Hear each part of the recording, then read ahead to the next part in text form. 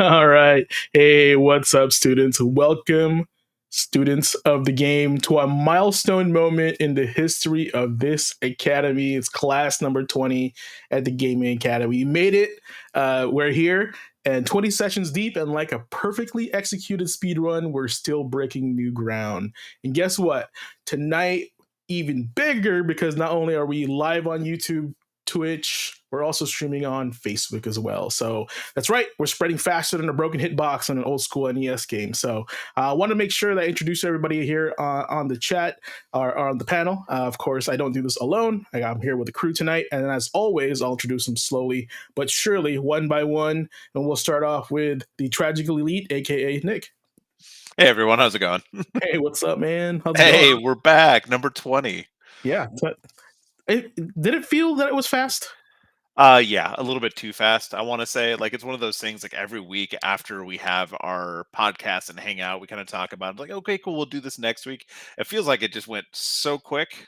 Yeah. I mean, the fact that it's been 20, because we do these minus around the holidays once a week. So this is like, 20 weeks worth of like stuff. And I wasn't there for all of them either. You were. Yeah. No, and I had like technically I had a vacation. Like we were 2 weeks out, one because I was one away, and then I think you were out too the week before. So it just Yeah, kind of overlapped. holidays, and then I had some stuff come up. I just had like last minute, like, ah, crap, I got to take care of this. But Yeah, still, I mean, it's a milestone, man. that's pretty cool. And you know who has perfect attendance is always here? The teach, the man, the leader of the tech, the man himself, the Blazing Ace Nelson. Seriously though, 20 shows, 2 hours a pop, and I mean honestly, just taking a look back at everything that we've done over these past 20 episodes, again, even considering the time off that we've taken, Yeah.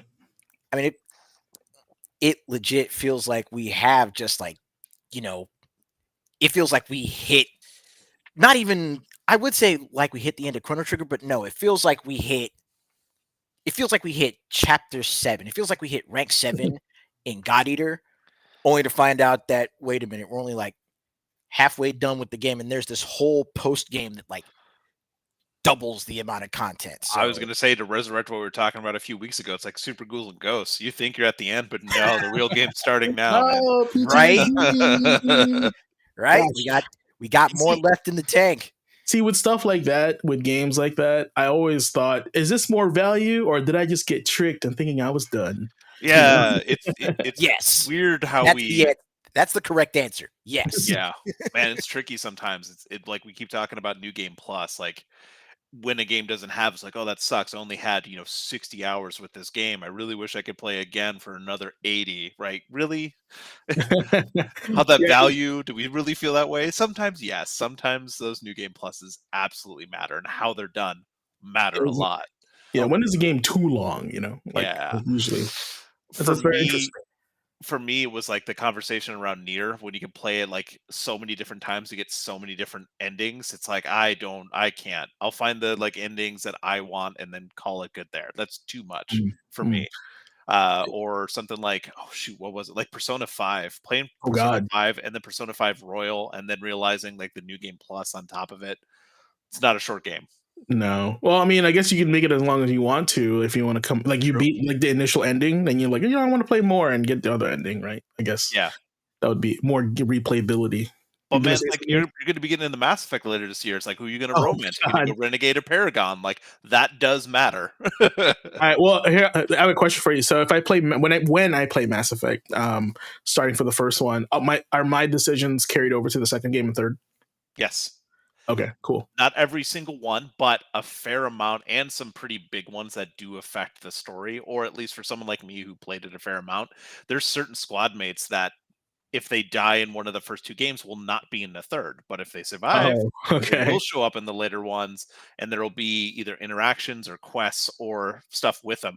That's one of the reasons that game is so beloved, is because it really is that BioWare, like the choices you make affect the story, and then Yeah. the story in the next one, and then the story in the next one. That's why Yeah. something like, Dragon Age Veilguard was such a letdown for people. They're like, what happened to all my decisions? hmm Yeah. No, and also it was kind of like it still was technically marketed as a sequel, so like that's the expectation, right? That was met. from that. Yeah, I mean, it being a sequel and the time that had gone by since, I mean, me as a fan of it, I absolutely understand that all of it's not going to carry it over. But with the jump from 2 to Inquisition, you got to think about it. They made the keep specifically for that. They had a platform where you can input your story decisions, or at least the major plot points or romances, and then it would import into your game. So they had a platform already. That's one of the things people kind of toss their hands up about. Anyway, that's getting off the point. That's something Mass Effect that's the reason we like it. And I think we had a discussion a couple of weeks ago. Mark Dara, one of the devs on it, he Mhm. was talking about he originally had done a pitch for the next set of Dragon Ages where they would have been done in succession. Same thing as Mass Effect, where it Yeah. could be developed concurrently, where they could have those stories like bit by bit go through. He's talked about that on his podcast. Definitely a watch if you're a fan of like Bioware games, just to hear like what could have been and the company deciding to go in a different direction. Yeah, and I guess like one more point to this is like if your game is known to have those features in those beloved games that you made, just expect those are going to be the things that people will look for in a game that you've made. Like for example, Dragon Age Mass Effect. I would probably consider if Anthem was a success, they would do the same thing with that one. Yeah, who knows? I mean, that was a push in a little bit of a different direction for them, and honestly, that's I even said it when I think it was one of the people in chat last week. Which hello, chat, welcome. Not last week, but the week before. I apologize. They were asking me about Veilguard, about what I thought, and I said, as a game on its own, it's not a bad game. It's just not a Dragon Age Yeah, game. yeah, no, So and to that's your kind of the vibe point, I got. Yeah, yeah, awesome. All right, the well, things we that made got it good weren't there.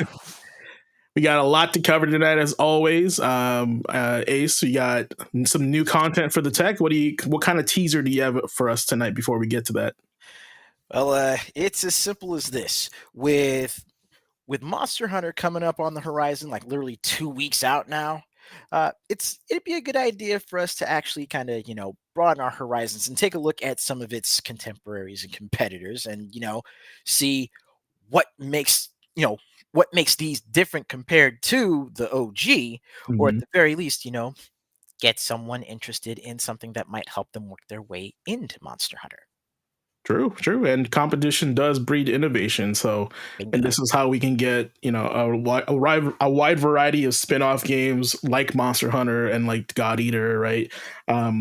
We have lots of spin-off of Souls-like games. That whole thing has been kind of a thing there. So it's good to see there's some competition out there at least. So, and I know Nick, you got some quick bites for us, especially with some heated news that I heard today. I want to chat with you guys a little bit more about that with Marvel Rivals. So I'm Oh, excited for that.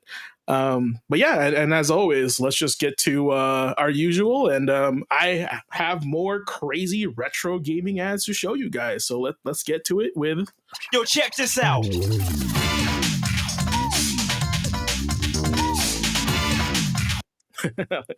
That's not. I wish I had like a remix version of that. It'd be kind of funny. So, We could probably uh, figure that out. yeah, right.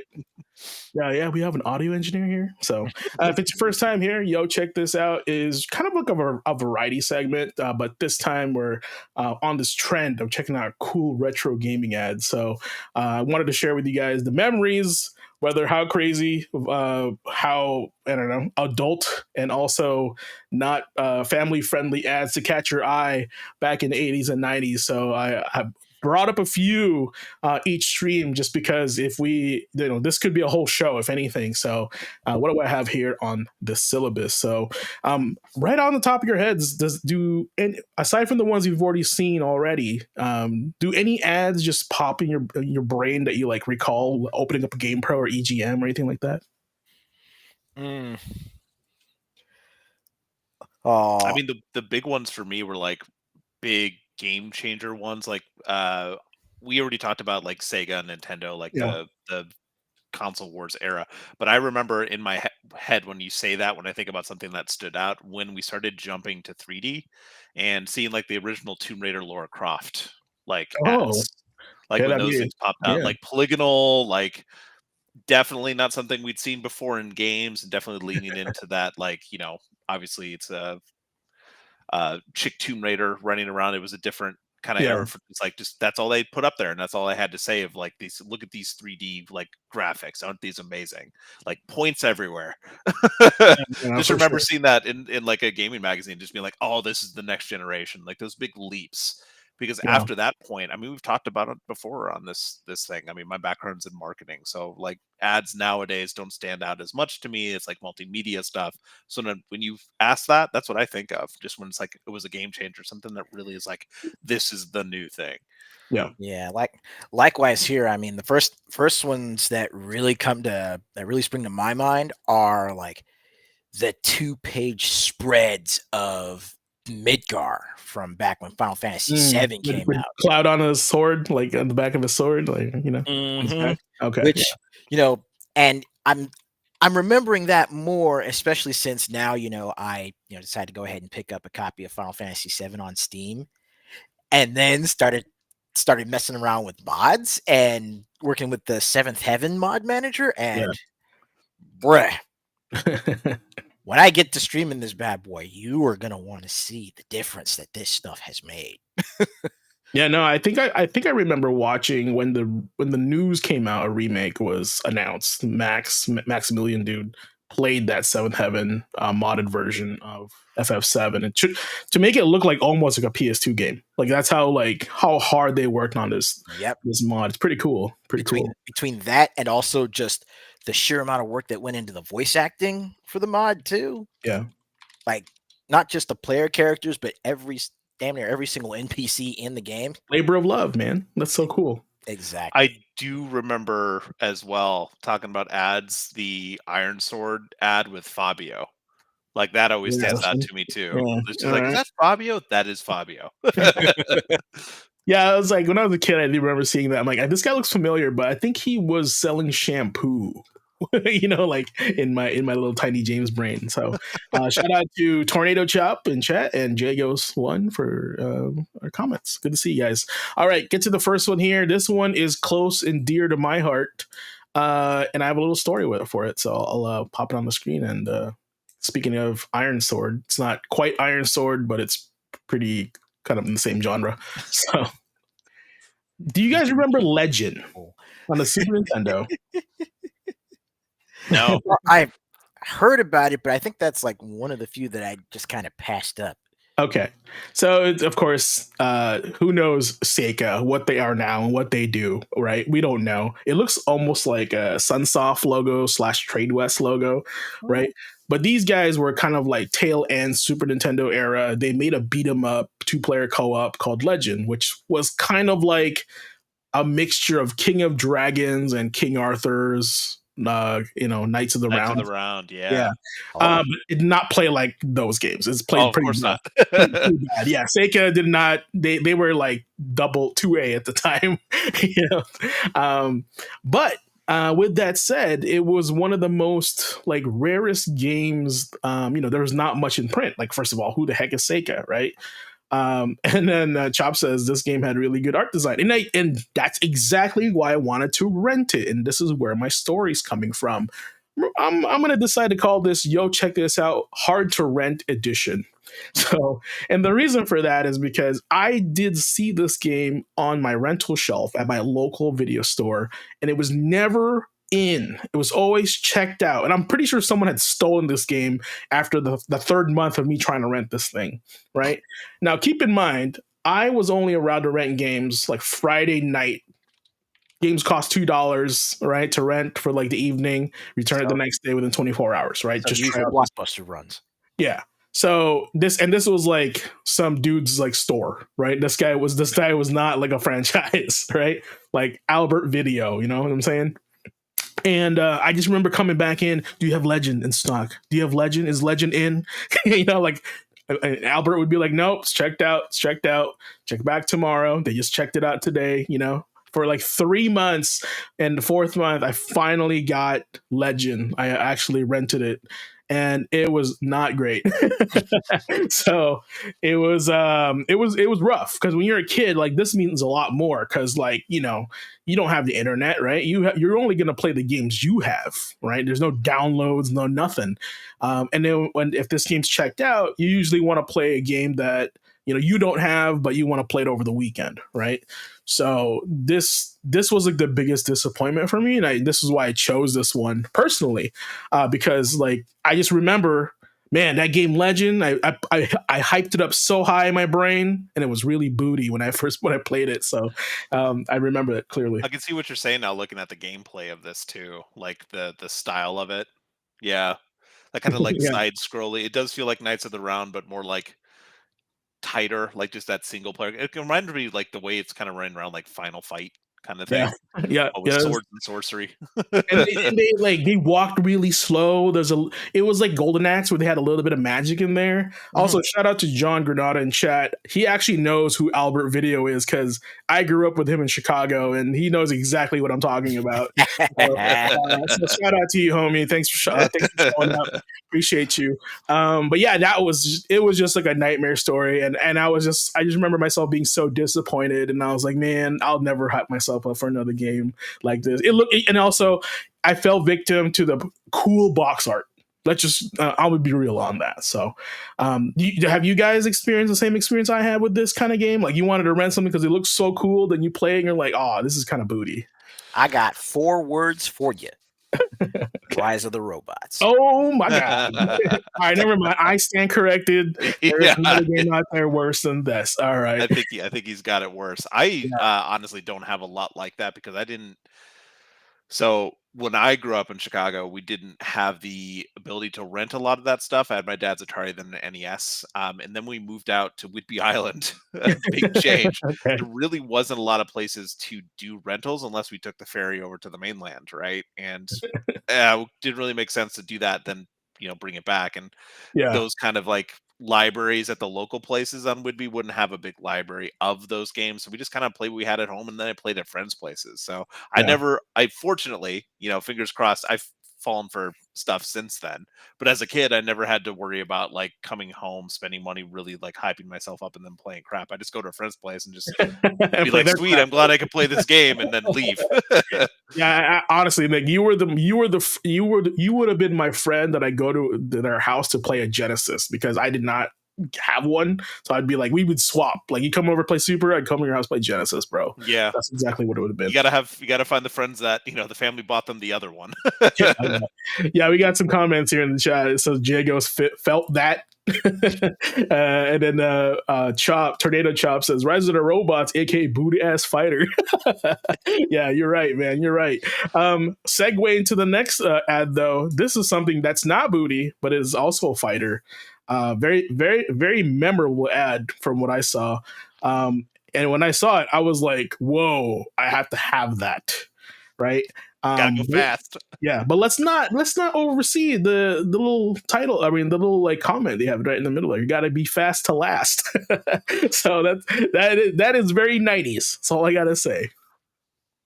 And that right there, Street Fighter 2 Turbo, that was where I first figured out just how fast I could mash buttons. Yeah. Here's the thing too. Like, I never knew how slow a vanilla Street Fighter 2 was until I played Turbo. I never realized it. Yeah, and I didn't realize how fast the game could be until I saw some speedrunners doing it, and then like the accepted rules for the speedrunners and like what they can do and what the like set standard is. It moves so quick. No, yeah, this thing's crazy, and I think Ace, you were talking about the artist for this this Street Fighter artwork because I think this is the same person. Yep, right? McGinty.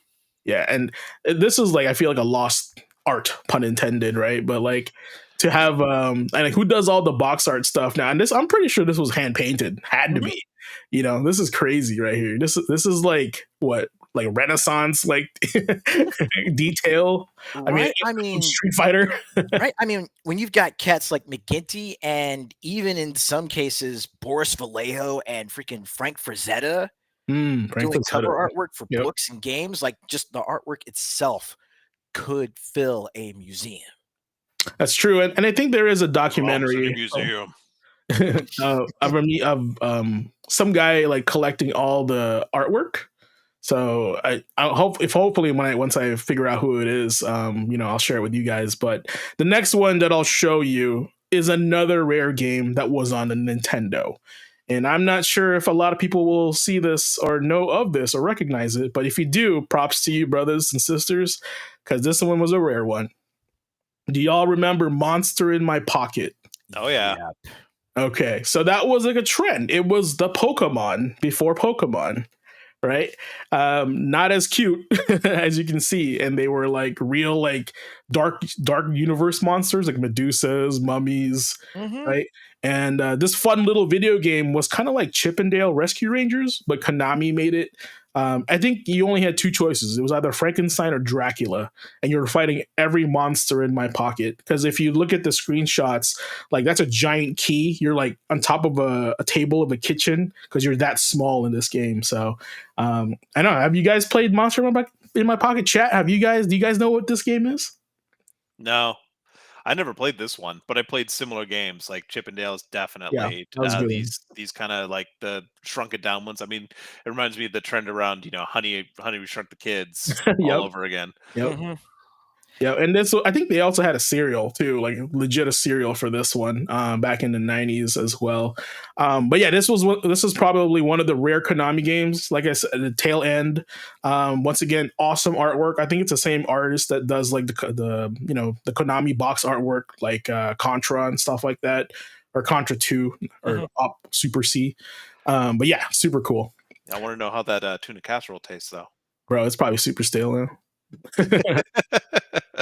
This one is a piggyback off last week's ad that we shared. This is technically the sequel to the game, and the reason why I chose it is because it was like elevated, right? It was like almost it was the same ad, but like a steel ball. Yeah, Yeah, it's NBA metallic Jam, and even aka more on NBA fire. Jam Turbo. Yeah, literally NBA Jam Turbo Edition. Yeah, like Street Fighter 2. So more characters, more types of dunks. I mean, it's kind of funny. They had what is that? Scottie Pippen and Kukoc as the main two. I think Horace Grant was your third man, and BJ Armstrong was there also. But yeah, look at that Seattle Supersonics, man. Peyton and Kemp does not exist anymore. Also, this was 95, right? Yep. Jam Day 95. And that's what I was about to say is like Midway had a great like marketing thing where there's like Mortal Monday, Jam Day 95. Like those were like memorable days. I mean, those were days you go, oh, it's Jam Day. I got to go in line and get my copy of NBA Jam, And like, that was the thing to do. Remember Sonic 2? Sonic Tuesday? Tuesday. Yep. So I don't know if like, we're just in a different time now, but these were celebrated when these were released, right? You hung out with people like Nick said in his stories. Like it was really cool to see people go to like midnight releases and see the the community and stuff like that. Yeah, this was before that era also, so yeah, good on miss those days. All right, so we'll go straight to the last one. Since I did see Brave New World on Friday for Valentine's Day, I wanted to share this ad with you and ask if you guys have played this game, because I specifically owned it for Super Nintendo, and was also aka hard to rent edition because it was never in stock. It was always rented out. So, and by reputation, I can see why, because it is an arcade port.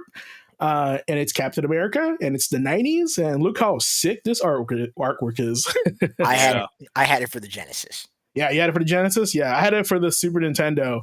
And the Super Nintendo art box was actually different than the Genesis one. This one was, I think, the official one for the Genesis. The one for the Super had more like hyper realistic art on it, but the same formatting. So you guys can check that out if you like. But I just remember seeing this game in the arcades, had to play it. It was like the X-Men equivalent, right? But Captain America, arguably one of the first monetizations for arcade machines, because when you put a quarter in, you get X amount of life. You guys remember that? Like the life was numbers based, right? That's right. Yeah. And so when your life went to 0, you just died. But like if you added a quarter, it'd give you like 200 more hit points or something like that. So I know it's like not continues, but it gave you life instead of continues. So howdy that dowdy. Super Nintendo box is awesome, right? And it's like the same formatting, but like it's more hyper realistic.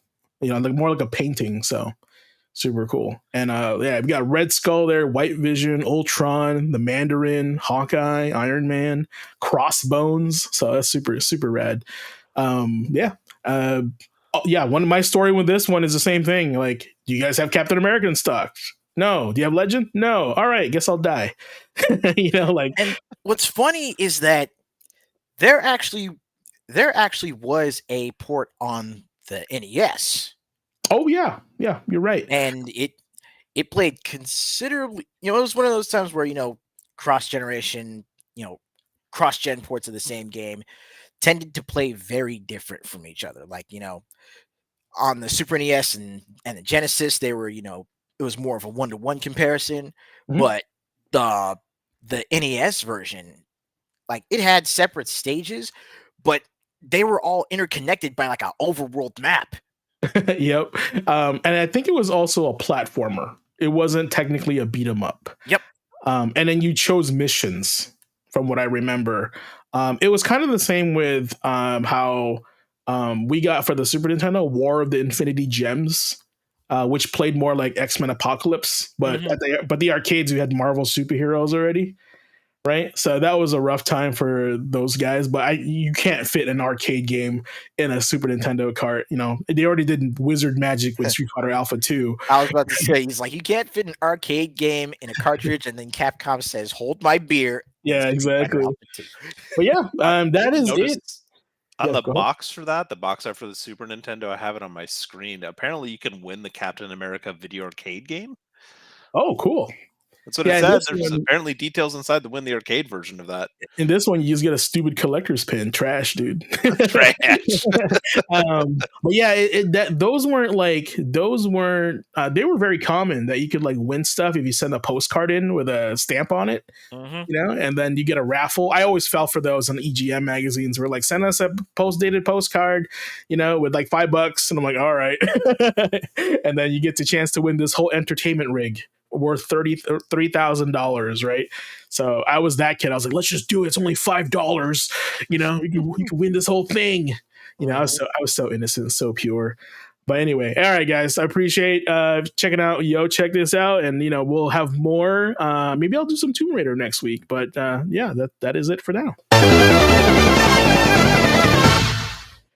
All right. So as always, we get to our next segment here in This Week in Gaming History.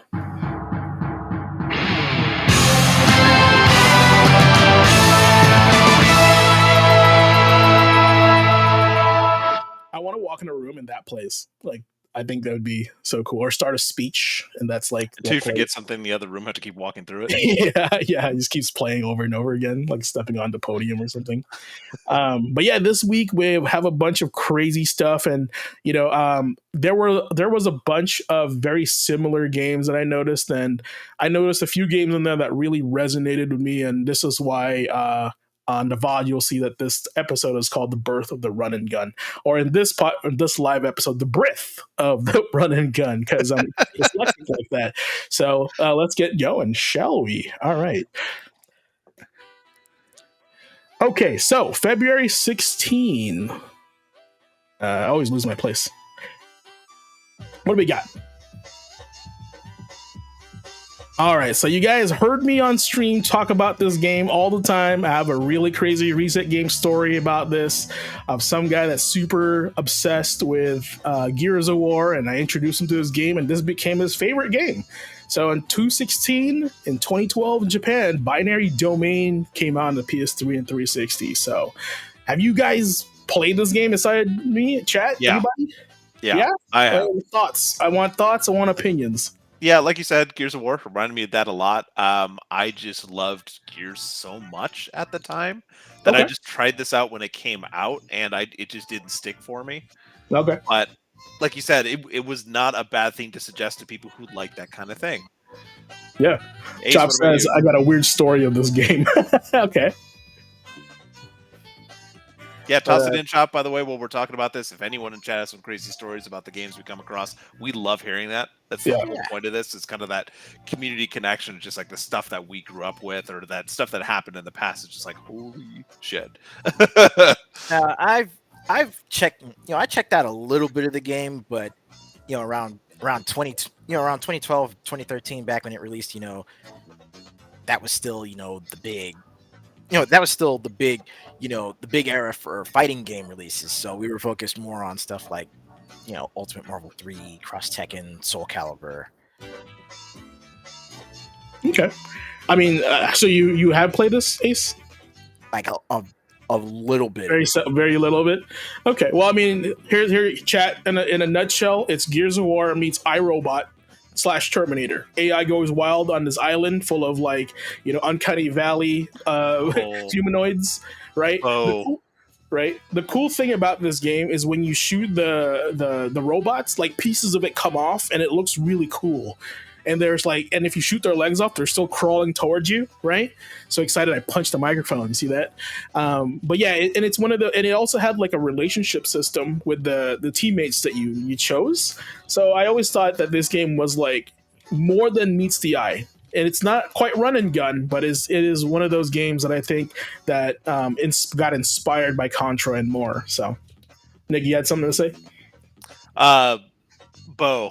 I completely forgot about Bo and his voice actor. One of your like guy that's following you around, your squad mate, Bo, the big dude.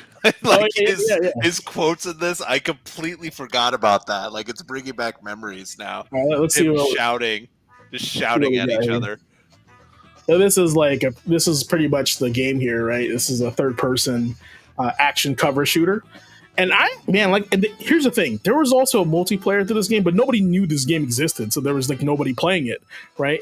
Ace, this is my best description of this game, Ace. If you took Anarchy Reigns and gave it guns, this is kind of like the same vibe that you get. Like kind of like no one knew what it was, but it was super fun for those that like the genre. Okay. So there's the uncanny valley humanoids back there. Yeah. It's like when you're seeing at the bottom, I have the audio turned off so it doesn't blow up anything. But Big Bo, as he's sitting there like shouting at you, the voice actor is just like he's at 11 the entire time, like the caricature. I just remember that so much, and just like just that shouting in the back of my like headphones and head. But I see what you're saying. I completely forgot about like the particle effects and like look at that breaking apart. It's so cool. There was like uncanny. It was Bo was pretty much the Coltrane of the game, right? He was like mixed with Coltrane with Uncle Phil. It was a vibe. He was a vibe. Yeah, he was a vibe for sure. One of the things, and we'll move on here, but I'm just hyping up this game so much. But one of the stages that I recall in this game had a chase scene where you were in a van and you were in a hovercraft was chasing you, right? And I swear they took inspiration from Terminator 2.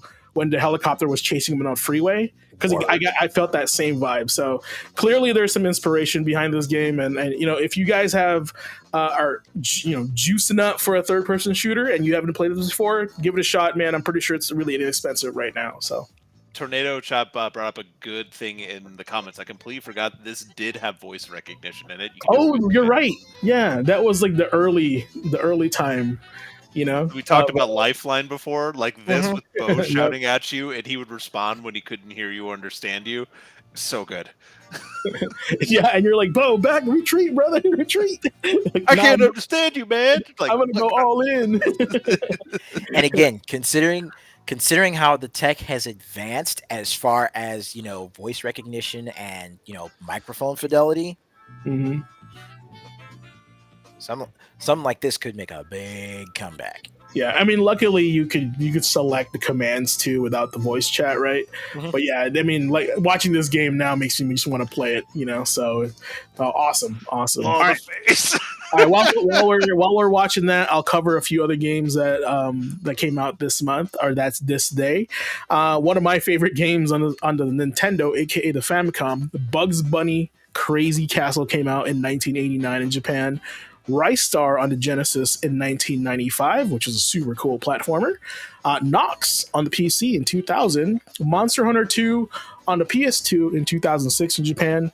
Fire Emblem Shadow Dragon on the DS in 2009, which is technically the first remake of the first Fire Emblem on the Nintendo. Mm-hmm. Alien vs. Predator on the 360 and PS3 in 2010. Contra Hardcore, wink wink nudge nudge, Uprising on the 360 in 2011. Of course, Binary Domain. Project Cross Zone 2 on the 3DS in 2016. So a lot of big hitters for me in that this day. So pretty good. They were really trying to get me before Valentine's Day. All right. So Nick, I see that you have Nox highlighted here. What's up with that? I remember this game when I was a kid, just because it was one of those free ones that came in like a demo, and I have it on the screen now just because I had to show what this was. You're going to recognize the gameplay pretty quickly. It was very similar to a lot of things that came out at the time, but a few people here in chat might remember I was a huge fan of Command and Conquer back in the day, like Red Alert especially. Huge fan of Westwood Studios, whatever they did. Westwood Studios made this game. So it's cool. an isometric like sorcery game where you could choose from 3 classes. It had unique endings for each of them. To me, it was like really ahead of its time, but I just remember like getting a demo of this game, and it was like a timed demo where you could only play for like 10 minutes or something like that. But you'll notice it kind of looks familiar. So this actually came out 5 months before Diablo 2. So you can see why it maybe wouldn't have lasted, but it was a little ahead of its time with the way that you kind of run around. But yeah, this was that's super cool. Field like Division 2. Yeah, it's very much like my own kind of gaming history thing, where it's like the demo is what like got me interested in this game, and then I saw it was by Westwood, which has young little Nicky B. I was just like, I have to play it. It's a Westwood Studios game. Yeah, but I just remember running around in it, and the fact that transition between rooms, though, that Field of Vision effect, that is just and this predated Diablo 2 just barely. Yeah, I feel like Obviously, Diablo 2 is the more arcade version, and this is like the more serious RPG version. It kind of like I don't know if it did have some humor to it. Like it wasn't as dark as Diablo 2 was, but you can kind of see where it's like inspiration was around that time. Isometric. Yeah, isometric, very much kind of like it's supposed to be like explained through location loading screens. It's like some decades before this dude arrives at Nox. So you have to like fight a group of necromancers, and you can choose from 3 like classes essentially, which were all the same like caster kind of thing. You can choose like warrior, but he had some abilities that were like magical, and then conjure or wizard, and they each played a little bit differently. But like I said, it was like a timed demo when I had it, so I kept playing that same I want to say it was like 10 minutes or something over and over again, and it had the timer on the screen, so you're like, how far can I get before the timer's gone and I gotta move on. But yeah, it just stood out to me, and it was just one of those things. Like Jago said, I mean, EA got the rights to this, and we never saw Westwood again. But it's just one of those games that just kind of stood out in my own personal gaming history. That's kind of funny because I do associate Westwood with EA. So the fact that I forgot about Westwood because EA hasn't really done anything with them, that sucks. Yeah, look at that field of vision, like you're saying, Ace. It's like going through the doorways, like the light is your vision. It's pretty cool. That's super cool. I mean, here's the thing: they didn't have to do that, but they did. They did. You know what I'm saying? If I remember right, too, like one cool thing about this is it had like a death match and a capture the flag mode, and there was like an expansion that made like co-op as well, like cooperative, like online multiplayer kind of thing. Super cool. So I felt like it was a little ahead of its time, but stuff that I never really played because I never bought the game. I got Diablo 2 because that's what my parents I had money for. Yeah. Is this only on console or is this on Steam? This was PC back in the day. It is definitely not around anymore. I don't know if you can still play it. GOG probably. Yeah, possibly. I know that the magic system, I was reading online about it before this because I was hoping we'd talk about it, but it is incredibly complex because there's like combinations that you have to do, and it's actually inspired by Magic the Gathering, like the magic system. So yeah, just some weird stuff, really kind of weirdly ahead of its time with some of its mechanics. Maybe didn't catch on for obvious reasons, Yeah. The company keep. you never know. Like next week, we may get an announcement from Microsoft saying we're releasing Nox, the sequel. You never know. Yeah. It's pretty cool. Right. Hey, awesome. Thanks for sharing, man. All right. So on the 17th, what do we got here? All right. I mean, if you guys love character action games, you guys know which game this is, and I just felt like I had to highlight it. Honestly, this one was a tough one because it was either this or Rise to Honor on the PlayStation 2. But on the 17th of February, Devil May Cry 3: Dante's Awakening came out on the PS2 in 2005 in Japan. one of the best character action games I've ever played. Super hype, super fun. Character combat, right? And I don't know, the story is kind of basic in my opinion, but it's just super cool how they like hyped you up for the last fight, and technically a prequel to the Devil May Cry series. So yeah. Ace, any memories on this guy? Oh, this is another one of those games where it's like, how many weekends did I sacrifice to this? Nice. No, I feel you, man. And there's a rumor floating around this or Devil May Cry 1 may be getting remade by Capcom since Kamiya's on board now with them. So it's kind of speculated, but you know, you think they'd probably re-release the special edition version? Maybe, or just remake it completely. Yeah.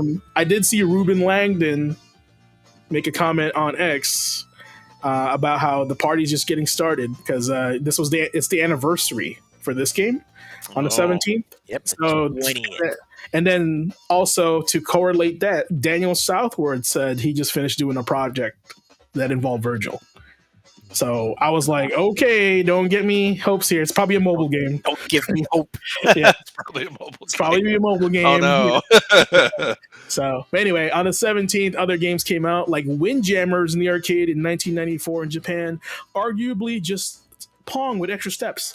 So Ultima Collection on the DOS in 1998, the legendary Siphon Filter on the PlayStation 1 in 1999, Dark Cloud 2 on the PS2 in 2003, like I said, Rise to Honor with Jet Li on PS2 in 2004, Catherine came out on the PS3 on the 360 in 2011 in Japan, Dead or Alive 5 Last Round on the PS4, Xbox One, 360 in 2015, Halo Wars 2 on the PC and Xbox One in 2009, Triangle Strategy on the Switch in 2021, and speaking of Monster Hunter clones, God Eater clones, Wild Hearts on the PC and PS5, Xbox Series X in 2023.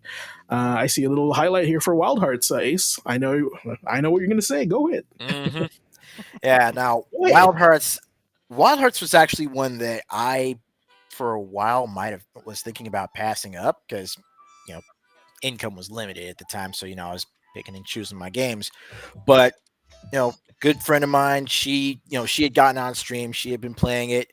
I watched a little bit of it, and I watched my homie Oliver playing it too. And, you know, I saw it and I'm like, you know, just how different the monsters and the settings seemed, even compared to something like Monster Hunter Rise, you know, both with that, you know, traditional Japanese folklore sort of, you know, theming.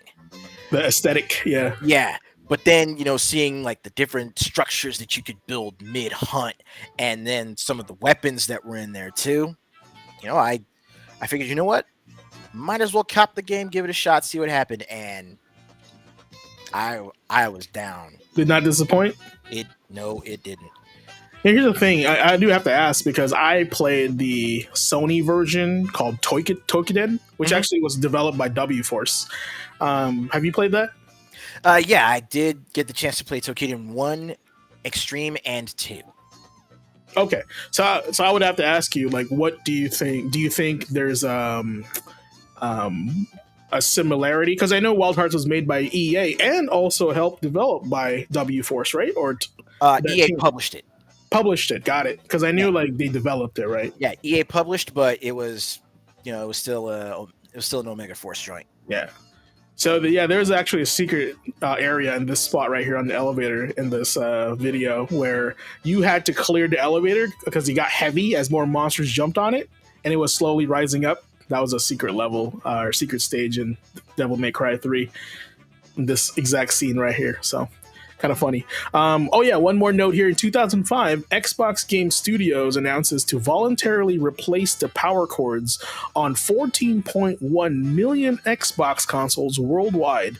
A rare electrical component failures posed fire hazards. Wow, that's a loss. a lawsuit. Yeah, I remember when that happened too, because we were working in the store and a lot of people were coming in with those AC adapters. Because remember, they had a second-gen version of them. Yeah, the brick that people wanted to buy or had to get replaced because it would randomly potentially set on fire.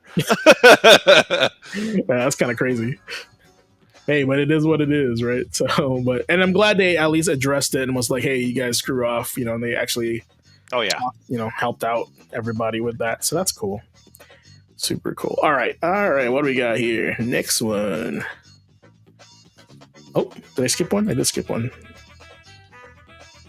All right. So I actually wanted to do this one for Nick here because he talks about this game very highly. But Horizon Forbidden West came out on the PS4 and PS5 in 2022.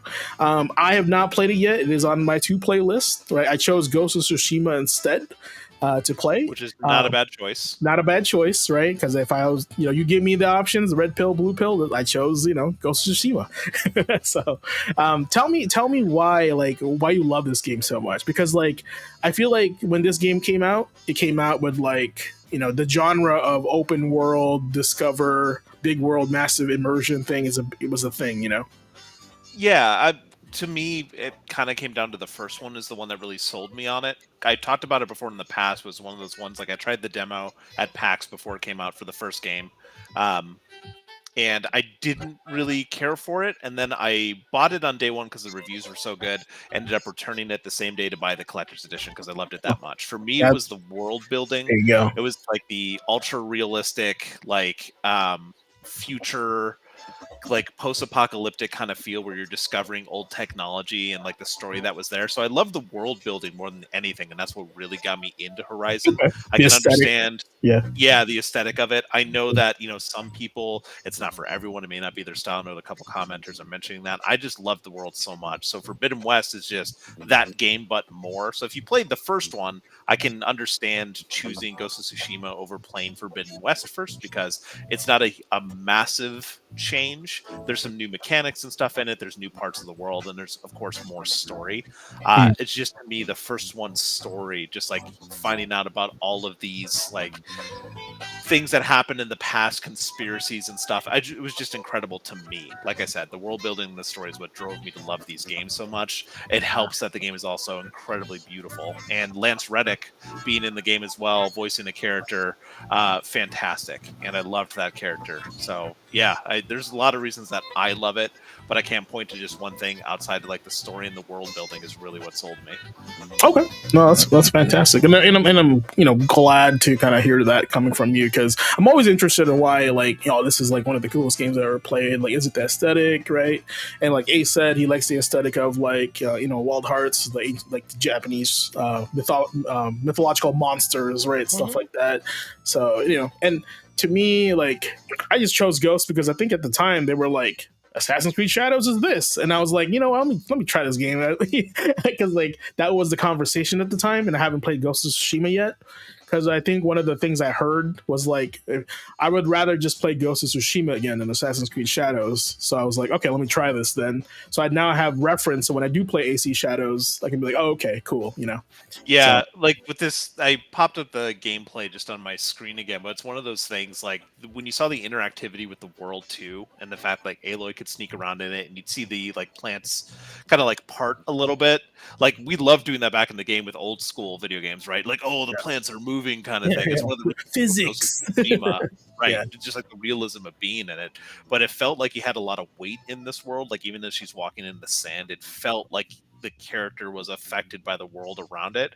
So the game is gorgeous, absolutely gorgeous. But it's the fact that you can kind of be in this role and to affect it a little bit, especially with the environment. That's kind of again why I got pulled into the game so much. I just felt immersed because the design with you can see with the lighting here and the shadows and everything, the reflections, it's just an incredibly beautiful game, and you can say that about it even if you aren't a fan of the gameplay. Oh yeah, the art and the hard work and effort they put into it. Yeah, for sure. Oh no, no doubt, it's a very pretty game. And actually, I saw a brief documentary on how they pulled it off. Apparently, your field of view right now is what's only rendering, while the rest is super blurry. And I was that's so clever, because who would care? You know what I'm saying? That's an old school trick. I mean, old developers as well, older developers on older generations, it was the same thing. Just render what they're looking at, not what's behind them. It's so smart, because I didn't even think about that till I saw that, and that would save so much hardware, power and resources. So that's super cool.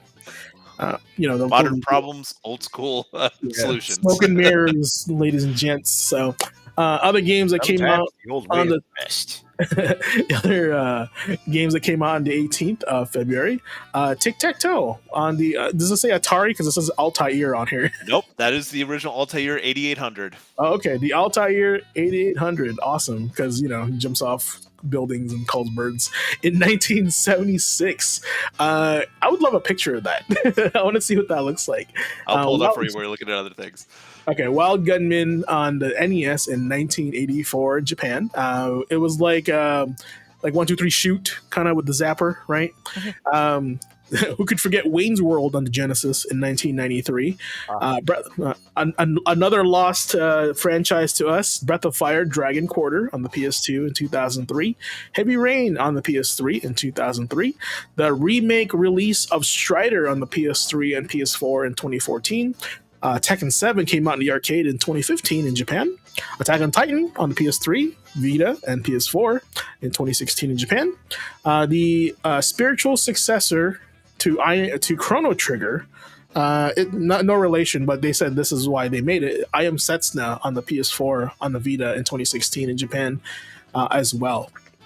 So, yeah, I mean, I think I chose Breath of Fire just to note that it's the forgotten freaking franchise from Capcom. That is the Altair 8800. Yes, it is. What is that? Am I gonna make a phone call off that thing? Jeez.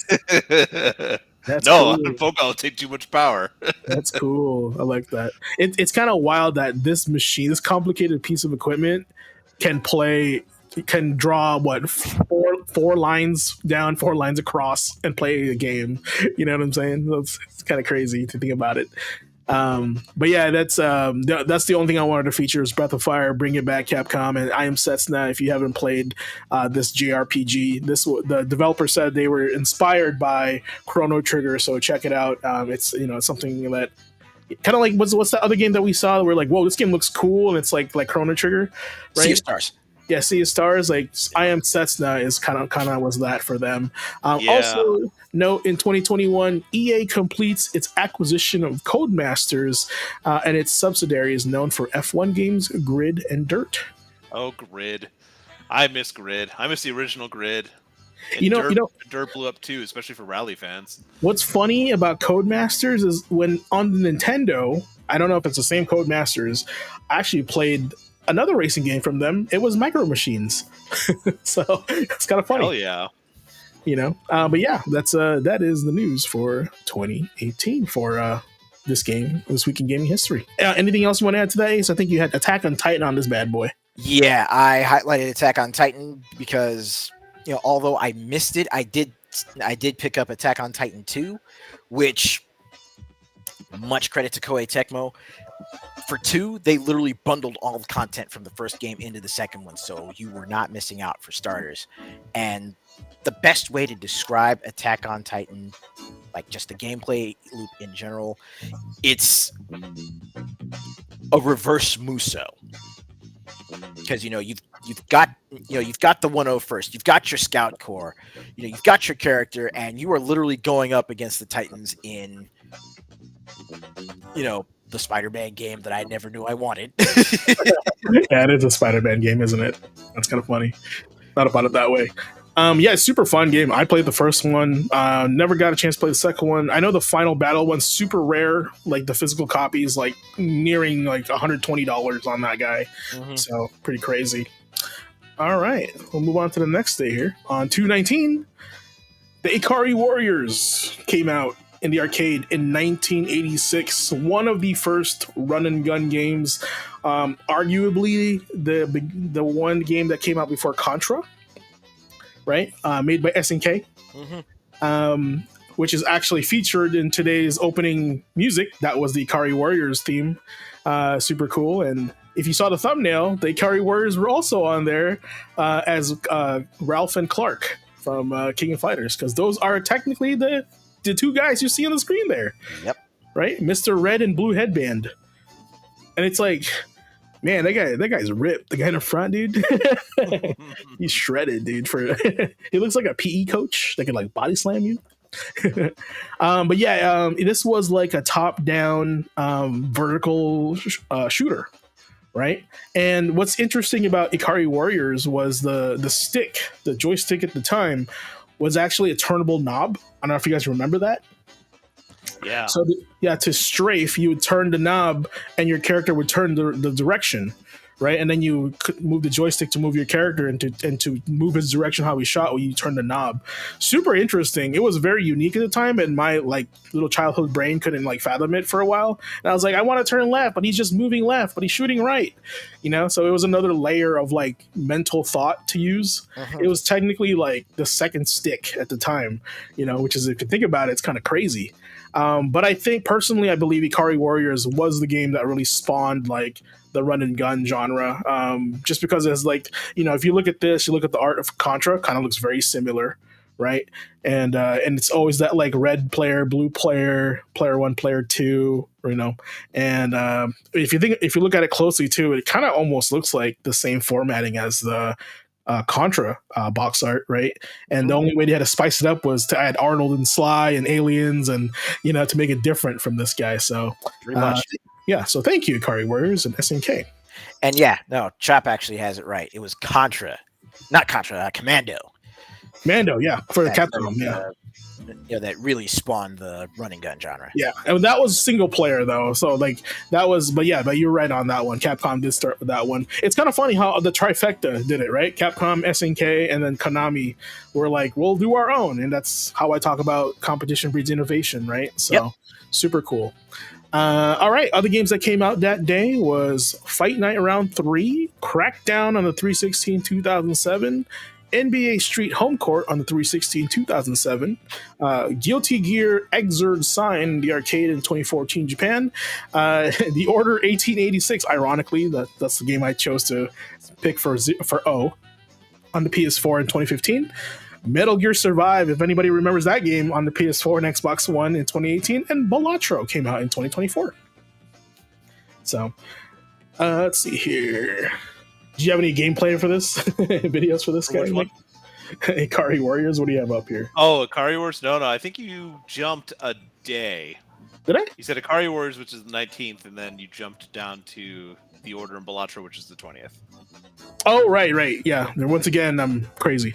My bad. But still, super important. You got ahead of yourself. I'm talking to you in the future. Gitaru Man was released on the PS2 in 2002. Shadow Hearts Covenant on the PS2 in 2004.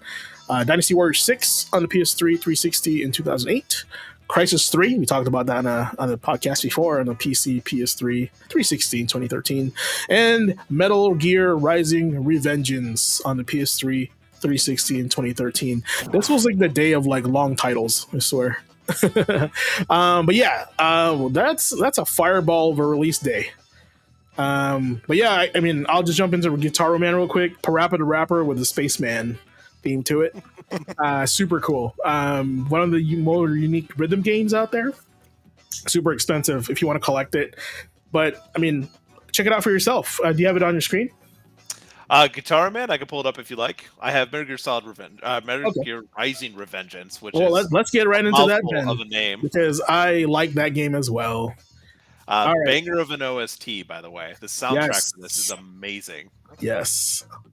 This game was also in development hell for a while, wasn't it, Ace? Yeah, it was, because at first it was just Konami Konami trying to develop it themselves, and they, like, legitimately, they were having a hard time trying to actually put the game together. They were, Konami and, the Metal Gear Solid team, they were, strictly, a stealth action team. They didn't have much experience, or, didn't really know what they were trying to do. So they took what they had, took it over to Platinum, and literally within the next 7 days, they already had a playable proof of concept. Like, okay, that's crazy. With this, boom, here, try my new sandwich. They are the action game developer, man. I remember, like, at an E3 somewhere, or Tokyo Game Show, like, the only concept that Kojima had for this game was Raiden chopping a watermelon. Mm-hmm. Yeah. And we were like, super fun, great. Like, there's nothing else. Literally, they took that to Platinum. Oh man, they took it. They went with it. That's for sure. 100%. They dialed it to 11. If anything, it was nuts. Nick, did you ever play Revengeance? Yes, I did, but Okay. well after the fact. It Okay. was one of those games that a buddy of mine was really into, and then we started working at Reset together, and we started playing like the soundtrack to this, and I got really into the soundtrack. I'm like, this is pretty badass. Yeah. I really like this.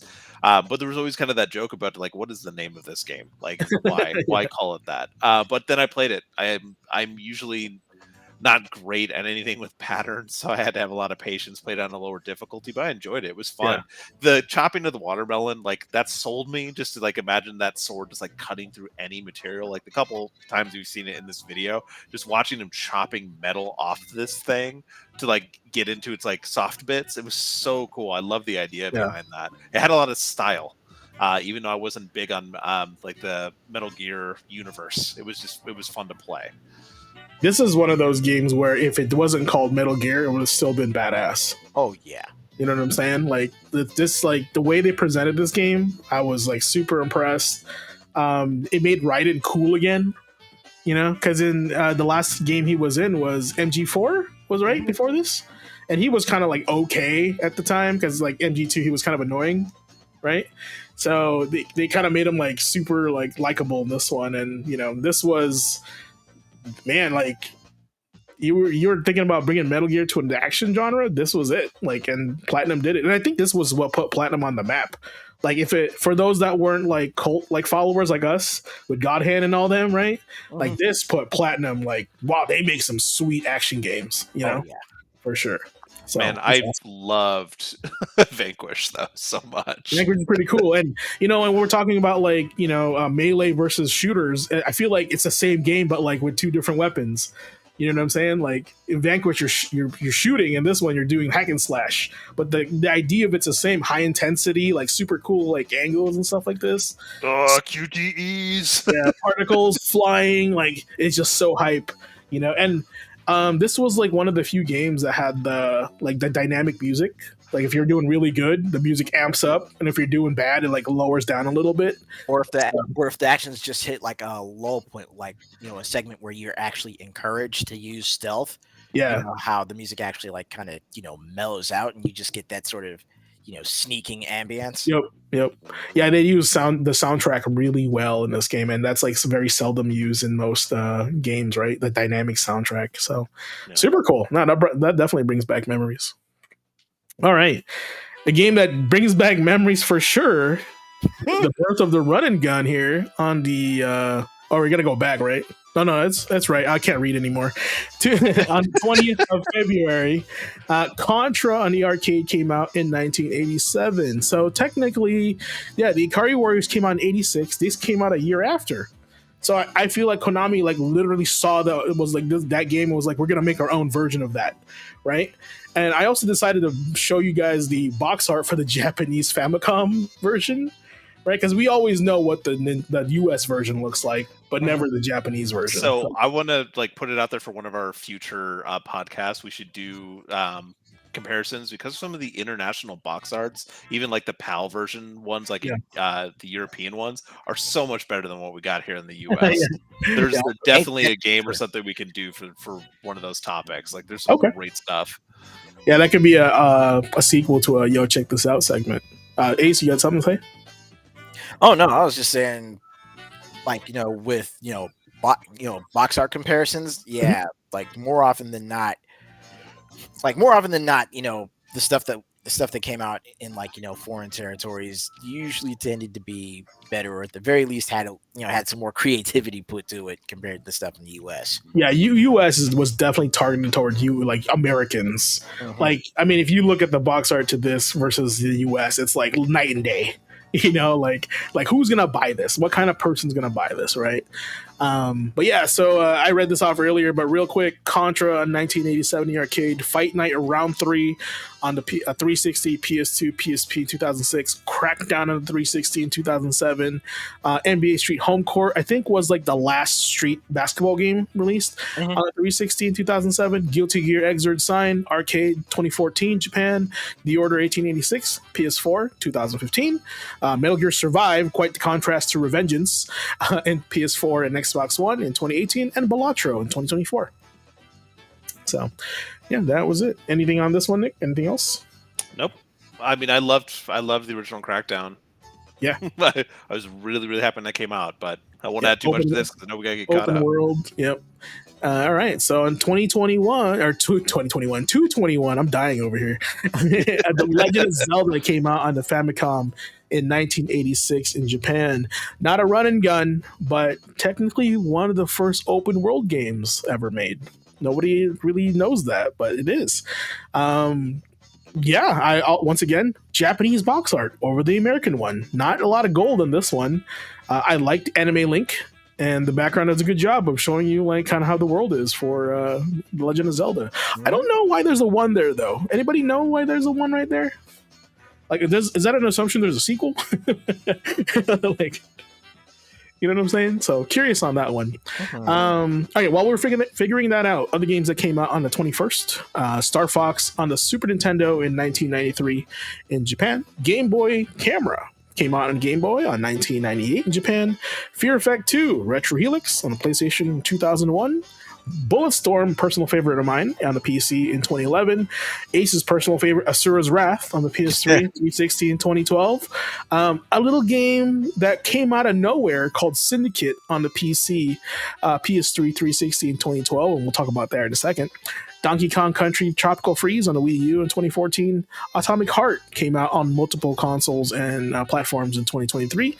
And another game on my A to Z gaming list, Pacific Drive, came out on the PC in 2024 last year. So I had Syndicate highlighted for this one because, first of all, do you all remember Syndicate on the PC back in the day? I do, because it was a tactical game by Bullfrog, and that was the same thing as Westwood. Like Bullfrog, I followed pretty heavily because I loved playing like, Theme Hospital and stuff like that. So I saw Syndicate. I'm like, I got to check this out. Yeah, Syndicate was like Shadowrun from what I remember. Yeah. Nick, if you could pull up Syndicate gameplay in 2012, I don't think a lot of people knew about this game, but this game was published by EA, I think. Looking for the 2012 one, I already got it on the screen, my guy. Got it on the screen? Awesome, dude. You the man. All right. So this guy right here, does anybody remember playing this game in 2012 except me? I did play it, but that's again because it was a reboot of the franchise. So I was really interested to see where they take it. And I did like the aesthetic. I love the cover art on this one and the kind of cyberpunky aesthetic that it had going on. So I was interested in trying to. I remember it kind of came out to middling reviews though. It was pretty mid, as the kids would say. Ace, this was the Armored Core version of a first-person shooter. This was corporate warfare, using spies and hackers against other companies, right? And that's why it was called Syndicate. I think there was another bigger picture controlling all three. Okay. Right? And so, but that's the whole point of the game was that these are corporations like fighting each other. Just like Armored Core, where they would hire you, right? Cool thing about it was like half first-person shooter, half like hacker. Like you could almost like Deus Ex, right? But it was definitely more action than it was like role-playing or kind of anything. Yeah, not as slow as like Mankind Divided or anything like that. Yeah. It did have like sliding and cover-based stuff in it, but it was definitely more like you can see here, like more of an FPS. But yeah, the main reason for me was like James said, the corporate warfare storyline kind of thing. It was interesting, like augmented spies. Unique, yeah. I would say like it was kind of a shame because like I enjoyed it for what it was, but I don't see this game coming back from the grave anytime soon. Also, kind of when I played this, I think I remember at the time I was like, when are we getting another Black game? Yeah. And I was like, this reminded me of Black a little bit, but like I knew that's not a thing anymore. So maybe someday. All right, let's see here. Okay, moving to our last day, which is the before I move on, 1980, HAL Laboratory, Inc. company founded, known for Adventures of Lolo, Kirby, Earthbound, and Super Smash Bros. In 1980. So it was HAL that made Kirby. You have it on there, okay? Yeah. right? Yeah, all those Kirby games, HAL Laboratories, and a lot of us, especially in our generation, knew it more so out if you didn't play like Kirby was for Smash Bros. Because everyone Ooh, knew it when that's that right. popped up. The Inu Tamago logo, the dog Mhm. egg. Yep. I And didn't know Earthbound was HAL also. That's cool. Mhm. They were part of it. Yeah, it was two development teams, but HAL was one of the two on it. Okay. No, that's and, super cool. and of course, from HAL Laboratory, we were also graced with, the late Satoru Iwata, the original president of HAL Laboratory you know, before moving over to Nintendo proper. And of course, Iwata is partially responsible for, I believe it was, not Red. It was the second gen Pokemon. Oh, the GBA one? Yeah, Like it was. Fire Yeah, Red, Emerald. no, it was. Yeah, but it was the Gen 2 Pokemon games. Yeah. Because without his expertise, they wouldn't have been able to fit the Kanto region into Gen 2. Yeah. One man did it all. No, that's cool. And they owe him a lot because that, imagine what that would have been if he wasn't there, right? All right.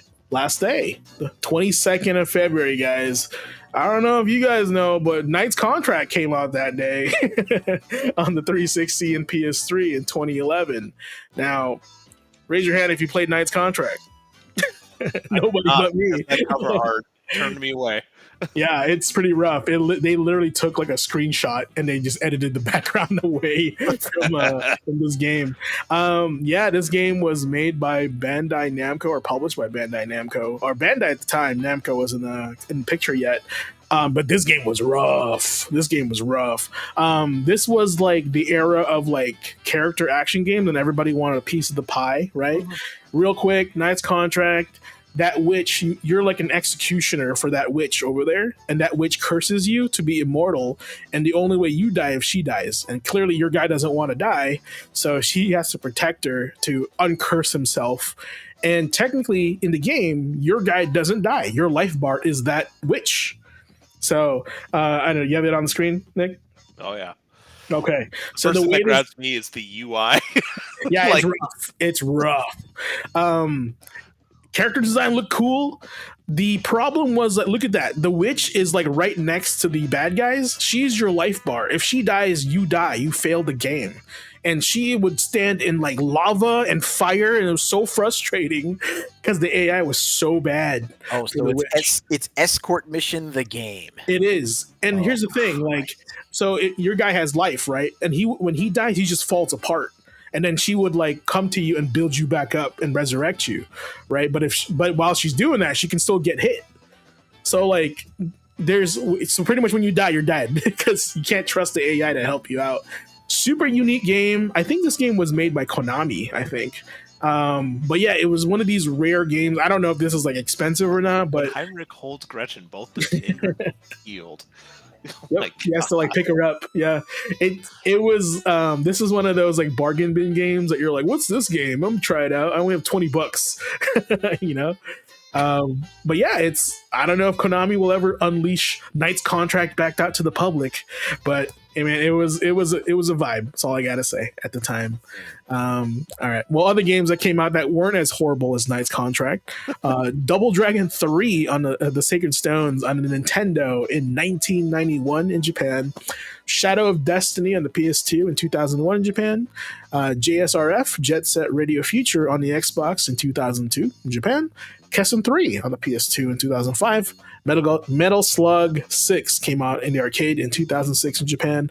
Fire Emblem Radiant Dawn on the Wii on 2007 in Japan. Killzone 3, the last time we'll ever see Killzone on the PS3 in 2011. And Like a Dragon Ishin on the PS3 in Japan before America ever heard of it. And Hunt Showdown on the PC in 2018 as well. So, all right. So I see a Dragon Ishin here highlighted, specifically the PS3 version. Yeah, so this was the 2014 release. For me, especially, this was one of those games, and I know my boy Andre is here in the chat, but the Like a Dragon or Ryuga Gotoku games, I love them so much. Yakuza games. Ishin was the one that was only available in Japan. As you can see on the screen, this is, as we know now, it was the one that took place in like the Edo period Japan, essentially, and we never got it in the West for the longest time. Anytime they were coming out with new Yakuzas or coming out with HD remakes, everyone's like, "Where's Ishin or Kenzen? Where are the two uh, Japanese samurai ones set in the Yakuza universe? Like, Mhm. where are they? We never got them." So a buddy of ours, when I was working at the castle, went to Japan, and I begged him to buy me a copy of Ishin That's awesome. on the PS3, and he found the PS4 version for me at one of at Super Potato, I think, over there, and brought it back for me. So I had a copy of it, and the moment I got it, I'm like, "Oh man, this is so awesome! I can play it on my PS4 because it's region free. I can't wait to get into this game." And then 3 or 4 months later, they announced the the update The HD game release, and I was like, "No!" After all this time of just wanting it, yeah, no, I love these games so much, no matter And how just much. yeah, just watching it up here right now, it definitely looks like something I want to get my hands on because the first thing that I think of is Samurai Western on the PS2.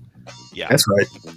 yeah. I mean, my man did a Kamehameha wave in the first 30 seconds. And what is this? And then he pulled out a gun afterwards.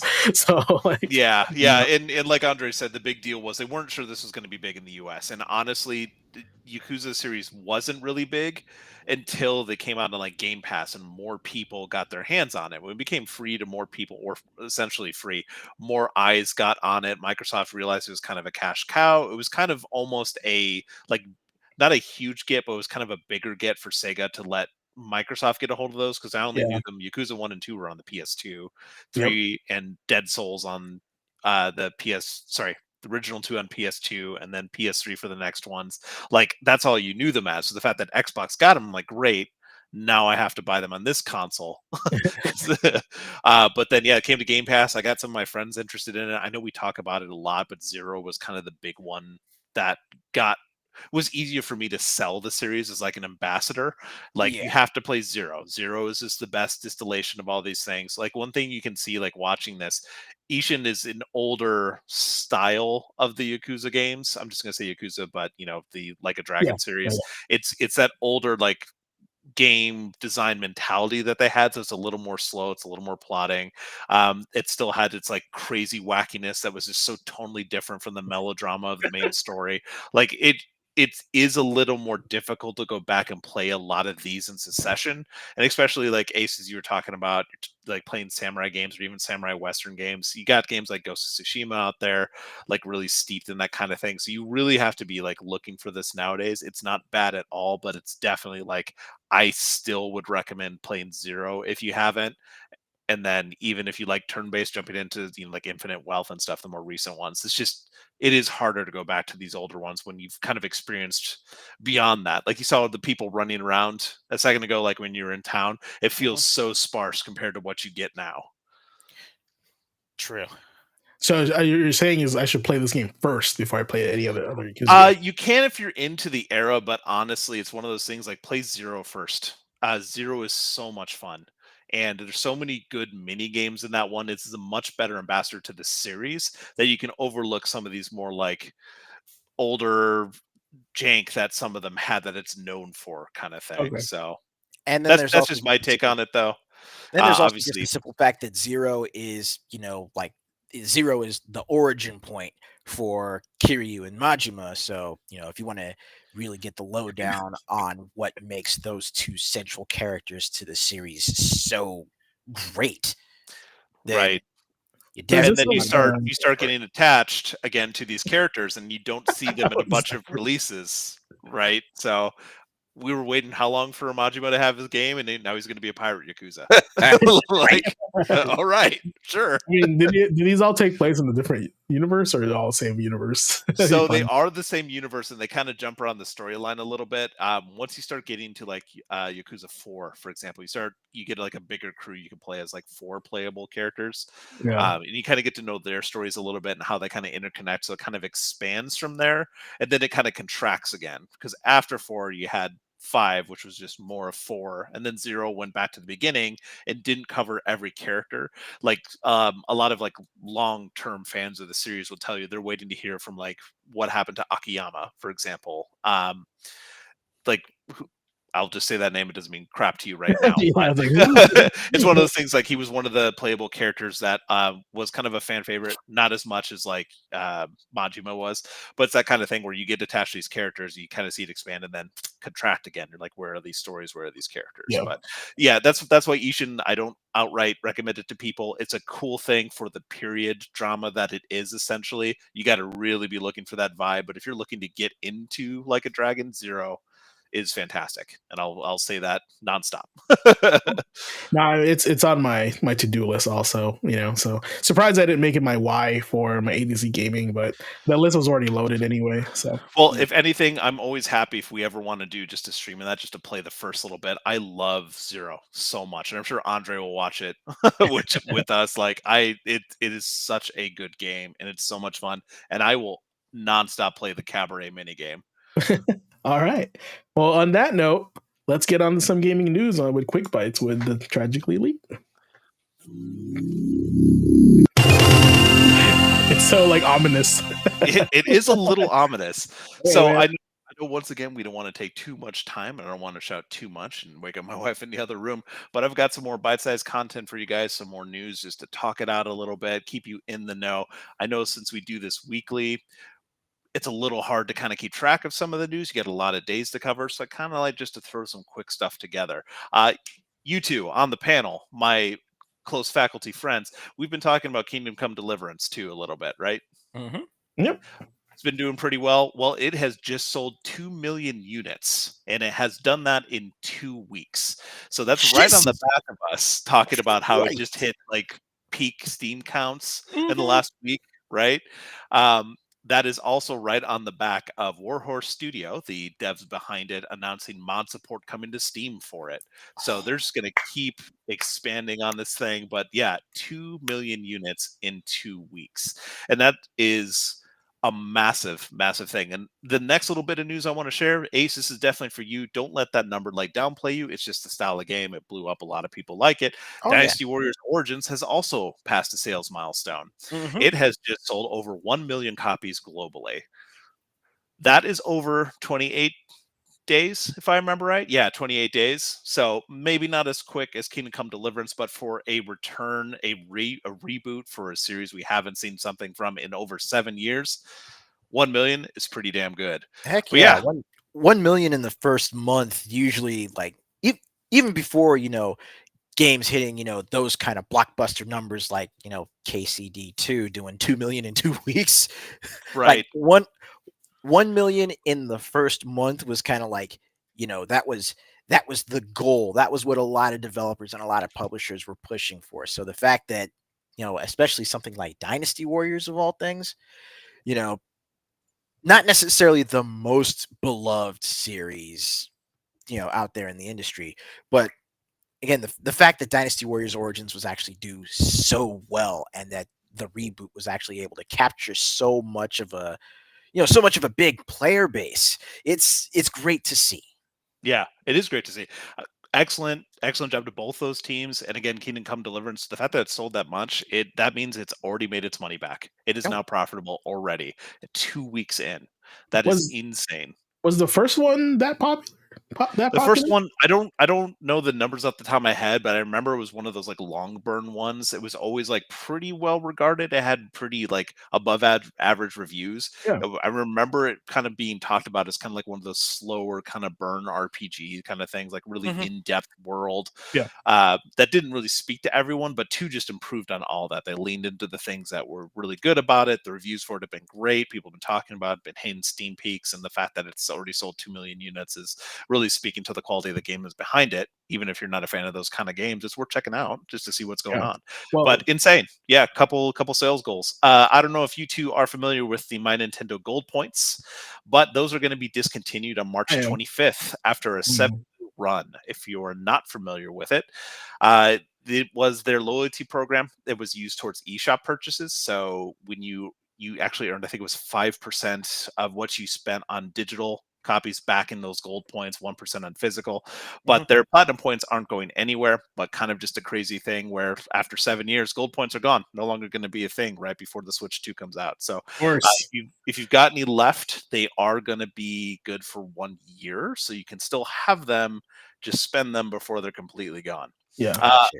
I know that you two are fans of fighting games. Fatal Fury City of Wolves has revealed all of the characters for Season 1 Pass. Anything that you two saw from that list of 5 fighters that stands out to you? Well, I'm still over the moon that Capcom and SNK are actually doing the collaboration with Ken and Chun-Li, and it looks like Ken is actually going to be coming out like pretty early after release alongside Andy. Yeah.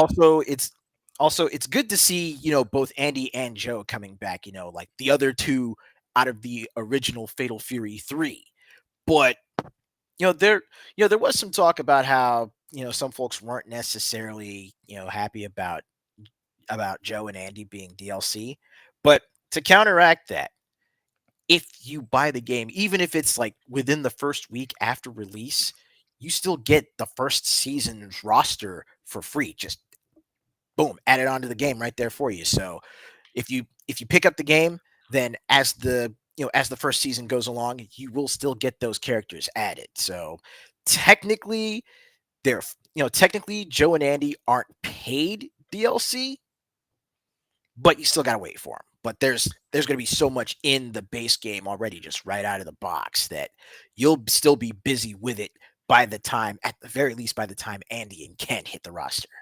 Yeah, And that's one thing I do like, the fact that it kind of like it goes across other games too, and it makes sense for the games that they're including. Sorry, James, you were going to say? I was gonna say, to add on that, Garo, however you want to say it, did not have Andy and Joe, so you shouldn't expect Andy and Joe in this version of the sequel Right. of Garo. Right. Right. Andy and Joe were definitely more in the background as far Yeah. as even like the established story for Garo. So, the fact that Right. they're now playable but still, DLC, it makes sense because of their diminished role, especially since there are legacy characters related to those two in the game. Yeah. So you get Andy and Ken in summer, Joe in fall, Chun-Li in winter, and then early 2026 you get Mr. Big from Art of Fighting. Yep, that's my character. Mr. Big. I mean, he's got a pimp coat with a goatee and a bald head. I'm just saying. Not surprised. Not surprised. It's about time to get some representation up in here. Jeez. All right, after Fatal Fury, let's talk about Valve again. We were talking recently how they changed some of the rules with games coming on Steam and those games with ads and how ad revenue, if that's the main purpose of the game, that's not going to work. However, we now know that Valve has announced their schedule for sales in 2025. Link is in the chat. Thank you, James. So now we know for the entire year when all of those promotional price drops are happening. So not only the major like seasonal ones, but some of the more regular ones. If you check out that list, there's going to be things like the City Builder and Colony Sim Fest. We do have, of course, the spring sale, the summer sale. There's going to be a race fest, a 4X fest, third-person shooter fest. A lot of cool things. Check it out. Add that to your calendar. Yeah, just having a list like that is so like I really appreciate that because again, I'm all about people being able to make informed decisions with their purchases. So hey man, that's why we have value. That's why we talk about this stuff. We talk about it in groups with our friends. Why not share it with the crew here on the stream? It's one of those things that it's important to me because that's when I can actually buy some of the games that I had on my wish list for a while. That when it hits that kind of price, where I'm like, okay, I can afford to pick this up. So definitely add that to your list. Check out some of those ones, and I'm gonna probably check out some of the like smaller promotional ones as well because I love 4X games, so I've already got that on my calendar. But it kind of goes on the back of in January 2025, Steam has reached a new record for concurrent users. 39.3 million people, concurrent users on Steam. It is massive. So get those sales while you can. Moving on to the next thing. It's crazy, right?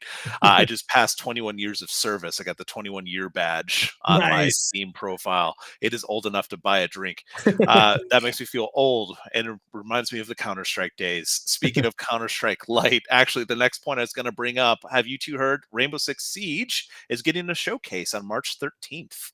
So this is something that was announced very recently, I believe in the last day or so. But want to know why this is important. We've been talking a lot about live service games lately. I know Sony's been in the news a lot lately about those. Rainbow Six Siege, if you remember, did not start out as live service. It started out as just kind of like a Counter-Strike like a game that was kind of like heavy feeling. Yep. Didn't do well. Kind of got really bad reviews, didn't do great. It went live service, and then it had success. That's when Siege really took off. Well, Siege is 10 years old now, and it's still around, and it's still making money. So the Rainbow Six Siege showcase they're getting is a Siege X. Basically, it's going to be the next generation of Rainbow Six Siege. So it's kind of cool to think that, unlike some of the failures we've seen lately from live service, this is looking to like redo its lifespan. It's going to have new modes, new graphical updates, all of it to refresh and transform it again. We're just wondering, will it work? Do you two think it will work? The fact that it's been around this long, the fact that they're like trying to build the next 10 years, essentially, they're taking this live service game and like doing something new with it. It almost feels like a sequel-ish kind of thing, but it's built on that same live platform. I guess we'll find out more on March 13th when it hits, but just wondering what you two thought about that.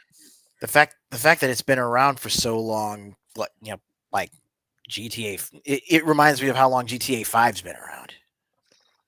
Because it's probably we're not going to have to rebuy it so many times, luckily. But with all the content both of those games have stayed so consistent across like 3 different console generations. It's wild. Yeah, say what you will, but Siege did find its fan base. It's still growing. It's still going strong. It's still making money, which in today's day and age with stuff like Concord hitting, Overwatch 2 doing what it's doing, hopefully it can turn things around again with what they've been saying now. But it's kind of cool to see. I guess you could say in a sense of just like this platform working, and it's looking to like revitalize and reboot, not just doing like a Destiny 1 done, we're going to Destiny 2. It's like, no, we're taking Siege and we're building it for the next bit. All right, so that was the quick bites, but now we're going to do a little bit of rumor mill. Again, I had to look how people asking me about rumors and stuff. As always, I want to preface this, take it as a grain of salt. It's not always true, but it's kind of starting that little bit of conversation. So in chat, let me know what you think about some of these. We have heard from Nash Weedle, who predicted the Metroid Dread release back in the day, has also leaked now that Metroid Prime 4 might already be in development. So we don't even have a release date for 4 yet, but there's rumors that 5 is actually being done in development concurrently with 4. That's crazy because it's like, how do you know to make 5 when 4 hasn't been done yet? Like the reception of 4. Right, and that's a good discussion point. One thing you can say, though, is it's been in development for so long, possibly rebooted a couple times, and we've seen plenty of times in modern gaming where they will design multiple games in a row. We were talking about Mass Effect earlier. They were developing 2 or ideas for 2 while 1 was already going. So it's not unheard of. Plus, if this is true, we don't know how far along in development it is in. But the fact that it may already have been started, they can see legs on this, or you can infer that they think 4 is going to do something, or maybe narratively they've built something that's going to lead itself to 5 right away. Okay. That's true, because like development can just could be them like writing stuff on a piece of paper, That's right? True. Yeah, that little napkin in the cafe, yeah, exactly. The bar, talking to whoever. And someone picked up and like, hey man, they're doing 5 already. Just watch out. So the hits also keep on coming for PS and their live service games. And a new rumor, according to an insider, Fair Games, the competitive heist shooter announced at the 2023 PlayStation Showcase, might have been delayed until 2026. So this is the first party team at Haven Studios. It's their debut project. And that's from Jade Raymond, who is the AC veteran. So that's where she's at right now. I don't know if you two remember when that trailer hit, like kind of like Eat the Rich kind of thing, doing heists together, really like high energy. Yeah, I remember. It's in the Game Awards, right? That was at the PlayStation Showcase in 2023, but it was like Fair Game with the $S at the end. Yeah, you can look at the trailer online, but it was just kind of an interesting rumor that this game, which we've been kind of some people have been waiting for. I guess I'd say I know when we're talking about live services and stuff, I remember there was a lot of pushback when that trailer first came out, but the fact that it's coming from a big industry veteran, it's their first project, and we still haven't seen something from it, and now it's rumored to be delayed again.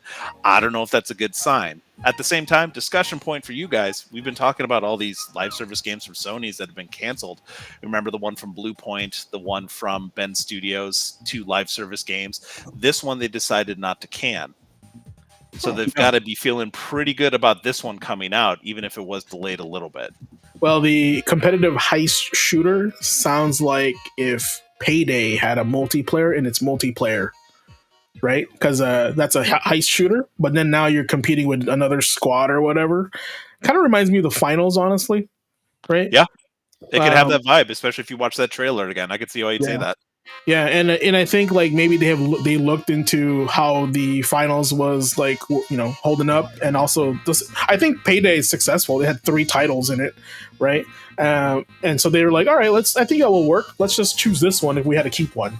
And if there's people kind of looking for that Payday 3 like feel, because Payday 3 is kind of, it has not gone well under release. The third one has gone very poorly. Fair Games might be that area that people are looking for. I remember like that and like Den of Wolves, the trailer for the Den of Wolves game. Like I think there is a market for it, how it's done. I just remember that trailer hitting and the fact that it's potentially, again, rumored being delayed. Just wonder what you two thought with the changes with live service from Sony lately and the fact that this one is still going to be coming out. My 2 cents on it, as long as the game looks cool, feels cool, hypes people up to play, right? People are going to buy it. Because like I said, I thought hero shooters were dead. Marvel Rivals came out and proved me wrong, and I'm okay with that because there was some value there for the people to play this game. And and when I ask why are you playing Marvel Rivals and not Overwatch 2, right? They like the Marvel background, the character art. Maybe it's third person versus first person. They like seeing their characters, right?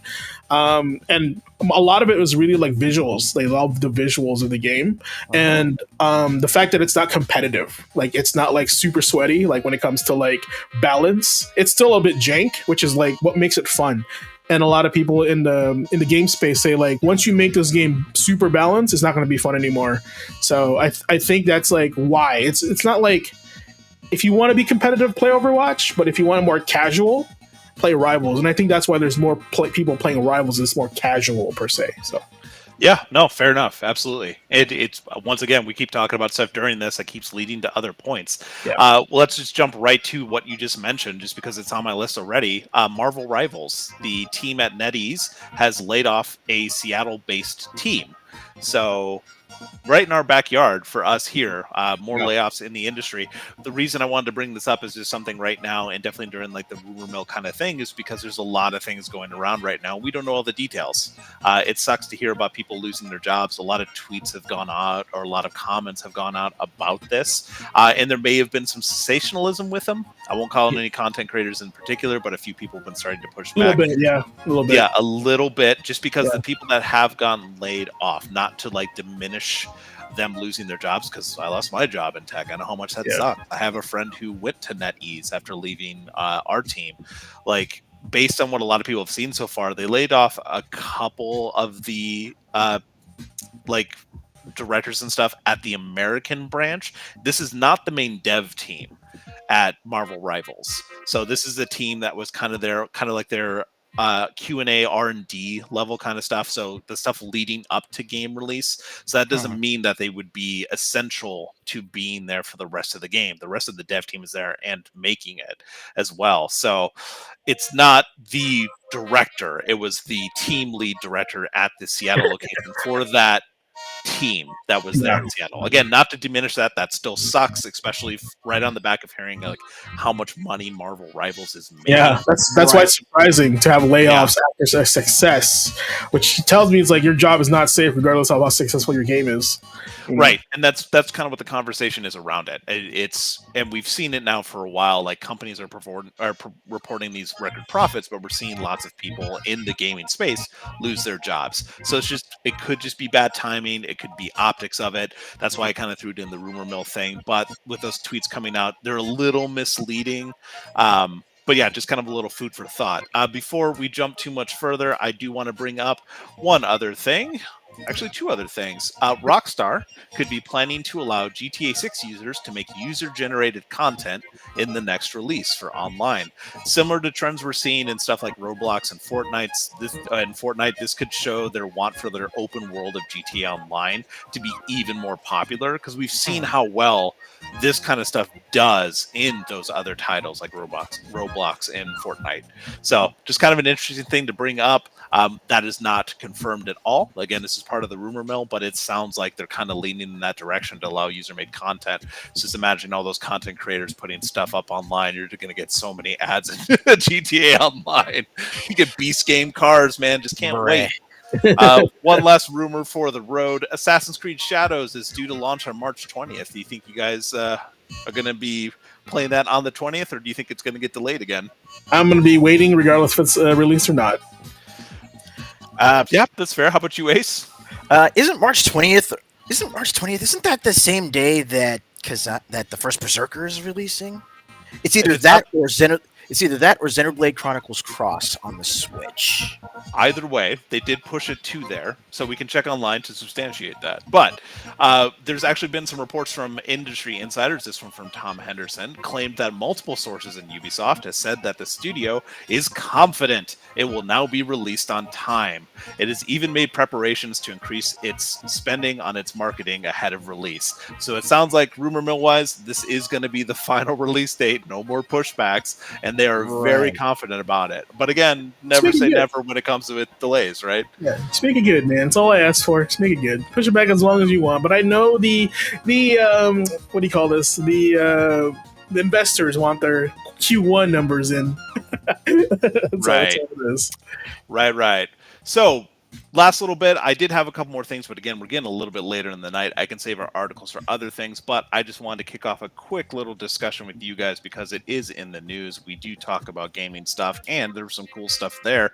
Did you two watch the PlayStation State of Play? Did. Yeah. What stood out for you guys? Let's hear about it. Tides of Annihilation.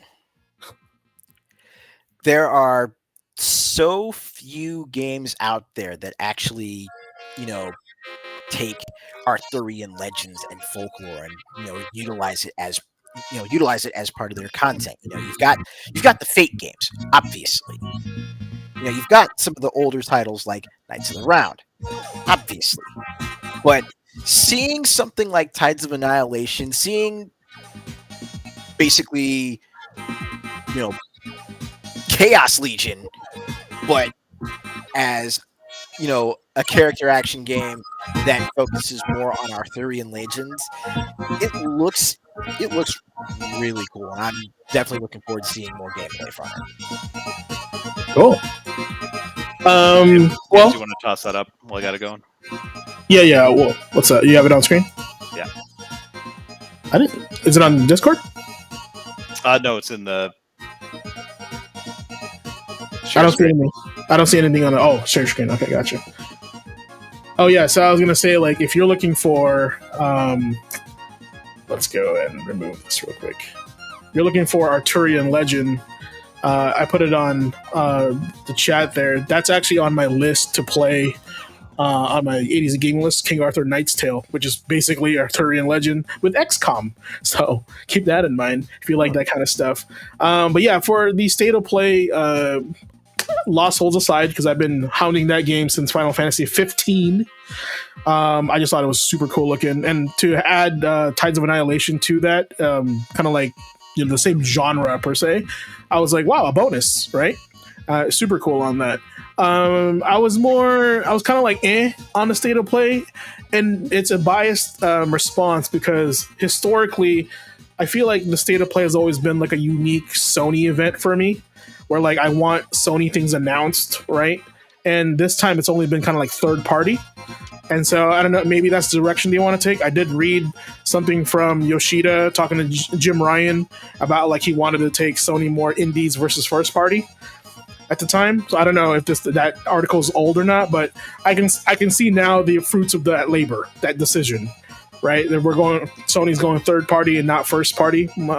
And so not that it's bad. I'm just saying that from my expectation, and this is why you should temper them every time you do something like this, is that State of Play is always like the announcement for something Sony exclusive. So I was hoping for a Bloodborne 2 tease or something, right? But nothing like that. But like this game right here is technically the sequel to Returnal. Oh, And- yeah, that's right. And so I was like, okay, this will do. Kind of like that. Because I was looking for that Sony only thing, kind of like when Microsoft had their like Gears announcement, right? So I was expecting this to be it. And technically, you could say that Lost Soul Aside would count as Sony only, since True. They are fronting the money for it. Right, because they fronted the money for it, but it was initially developed during the China Hero event. The fact that event that it was initially developed in, that was a Sony event. Oh yeah, that's right. That last one that we had where there was all like the Chinese games. Mm-hmm. Yeah, this looks pretty cool. I don't know, like Returnal was pretty good, so I think this one would be even cooler. Yeah, and also Lies of P, Iceborne. I mean, God, I already forgot what the actual subtitle was for that, but I just call it Iceborne because it literally looks like it looks like the same kind of expansion for Lies of P that Iceborne was for Monster Hunter. Yeah, Saros. Yeah, the other games didn't really like stick to me. I thought they were kind of like we've been there, done that, kind of generic. And maybe it's just me being old as a gamer. Like I hate, and I don't want to say this, but I have no other way to say it. I felt like I've already played everything, right? Like the genre, archetype, all that stuff. Mm-hmm. So it's all these distinctive small changes in games that happen, and you just kind of pick an aesthetic, kind of like when you're watching a movie. Like I want to play like something sci-fi, right? So maybe I'll try this game, kind of like this, right? But it takes like right now, I am on that nostalgia train where I'm like, oh my god, they're remaking Einhander. That's so cool. Like I would be happy over that over like this game because I feel like I've already played this game when it was called something else. You know what I'm saying? So it is cool, but it's just nothing exciting for me. But maybe that just comes with my age. I mean, possibly, yeah. There was some really cool stuff. Like you mentioned, Monster Hunter Wilds was right at the top. Lost Soul Aside is another one I was looking at. I'll see if I pull up a trailer at that. Seemed like it was super interesting. For me, there was a few things that I felt kind of stole the show for me. Watching this Onimusha trailer and like hearing the protagonist talk and the comments that he makes, the voice acting, hilarious. I love the character in this, and I'm sold on it now. Like, it sold me, and I wasn't a big Onimusha fan in the past. I didn't play them in the day. I played them after the fact. I talked about my love for Onimusha 3, and I want John Renaud back. But this sold me. Just hearing like the quips he has is kind of like just seeing how much a jackass Musashi is. Yeah, exactly. I appreciate it. For me, it was also obviously we heard that Pirate Yakuza gets a demo. Got a demo that week. Ichiban is in Dave the Diver as like a crossover. Yeah, that's super cool. So those kind of jokes aside, how much I love those. We did get a launch date for Borderlands 4. I'm really interested to see a couple things just for the fact, and I had a discussion with my buddy about this. We all play the Borderlands games. It looks like more Borderlands, but with more movement. We saw that kind of ripcord thing, more gore, more of that kind of over the top kind of feel from it, but it still looked and felt like Borderlands. One thing that I did notice, and he pointed it out first, was that they haven't shown anything about the characters, like the heroes at all. At all. I think there was some rumors about them being fully customizable, but that you don't know if that's going to pull away from the story of them. But the fact that they haven't shown them beyond the original announcement trailer kind of thing, it just feels like they're an afterthought. And Borderlands is about those heroes and how they interact, or anti-heroes almost, how they interact with the world and the story, especially after how the story was dropped for a lot of people in 3, myself included. So I'm a little nervous about that. I liked that Split Fiction is still being talked about. Looks great. Hell is Us is looking moody as hell. We got a release date for that. Tides Annihilation. There's also that Saros game that we were looking at as well. That's something I'm interested in. It was a really cool announcement trailer. Obviously, we don't know much about it beyond that yet. Yeah, like you said, there's just a lot of stuff lately that we're kind of learning more about, and we're watching these and like, it looks like I've played this before. So Mind's Eye looked Yeah. interesting as well, but it's like it looks very similar to something else I played. It doesn't quite stand out. So this is going to be like one of those ones where it's got to depend on the story. It was just kind of like, okay, I will see kind of thing. Not that it's bad, just with everything else that's out there and what we saw. I know a lot of people were disappointed, but that's always what these kind of state of plays have been. One thing I didn't mention during my rumor mill stuff was the PlayStation Showcase might be coming back. There was another insider kind of talking about, it says a credible insider, but I don't know how credible because I don't have the link. But they're internally debating holding one this summer. So the showcase hasn't been done for a while because the last one that happened kind of got meh response to it. So they've been doing these state of plays, which are fine, but the showcase is a lot like those bigger ones. Those were the big announcements are. That's where those are probably really that's probably what I was thinking about when I was saying like I want a Sony thing related. Right. Also, so sounds like that may be coming back. Mind's Eye, was that 101 or IOI Interactive? The developer for that? That this, because I can tell you why I think that's who this is. It is IOI Partners. So they helped made Hitman, but I think they also helped make Kane and Lynch. Is that right? Oh, so you're kind of getting Kane and Lynch vibes from him? Yeah, this is a Kane and Lynch game, like what I'm noticing a little bit, like the developer. Interesting. Yeah. And also, really quickly, one thing that took me by surprise from the state of play, a new Digimon story game. Oh, that's right, Digimon Story Time Stranger. We got a new Digimon game. Time Stranger sounds awful, but okay. I mean, it's more Digimon, and yeah, no, it looks cool. I have the Digimon story games, and those are damn solid JRPGs. So this looks like a John Wick game without John Wick. The one we just saw, Mind's Eye. Mm-hmm. Yeah. Cool. No, I mean, I'm like I said, I'm excited for all these games. It just wasn't like, I don't know. I had during COVID, when they announced stuff during COVID, I was like more hyped for everything. Maybe I was just a different time, different place, but like I was just so with like this one. But I was just really happy to see this because I know this was announced a long time ago, and I was like, "What's the update on this thing? Wasn't this thing made by one dude?" Mm-hmm. That's the other like, Hero? Yeah. That's why I was like, man, this is impressive for one guy. I can't even barely do that. And even if it's not my like for me, what stood out when I watched over these shots right here, the world, super incredible. cool. The world design is fantastic. It's incredible, like eye popping. The character design's not as much for me, but like that's just the style of the game, whatever. But the world's like I immediately caught onto that. There's some incredible looking worlds. Interested to see where it goes. It may not be a game that I pick up, but I definitely want some gameplay at least of it. And I, like you said, if maybe one dude, like this is. It's impressive. Another testament to what you can find. Yeah, impressive. Yeah, it's like 15 mixed with Devil May Cry. That's exactly what it reminds me of. It's super cool. We'll see. I mean, gameplay is going to be super important for a game like this. Neat.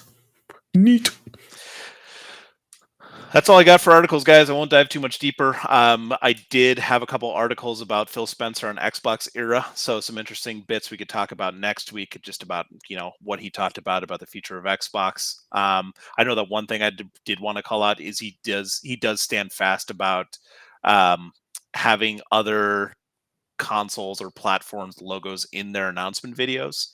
Really? So it's kind of breaking the mold. So anytime you see stuff and it's on a different platform, they put PlayStation logos and Nintendo Switch logos in their showcases and stuff from now on. So pretty cool, kind of breaking the norm. You can see where you get those different things on the different platforms. So, we can have a discussion at a different time about, should the ones follow suit, but just kind of a cool thing that I came across while I was checking out the news. Appreciate you standing by and hearing me chat.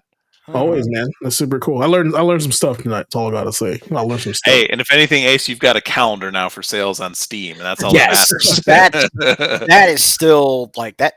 That's a legit game changer. Just knowing when the sales are coming up, so that way you can plan for them. Yeah, because you don't want to buy something that's not on sale and immediately have it be on sale like 2 days later, and you're like, "What the heck? I should have just waited." Right. But speaking of Ace, I'm excited for this one because this is a game I have yet to play. Let's go teach some stuff. Teach with the tech. All right. Looks like we're looks like we're going to be rounding out the class with, we're going to be dipping a little bit back into the backlog. Well, maybe further than one would think, because, this particular title came out back in, what was it, 2022? But, again, seeing as how Monster Hunter is coming out next week, I figure, there's some other games out there that people might want to at the very least give a look, and besides, I got plenty of stuff in the backlog, and someone's got to put these games to work. Yeah, and I've been meaning to play this, so I want to learn. Teach me some stuff.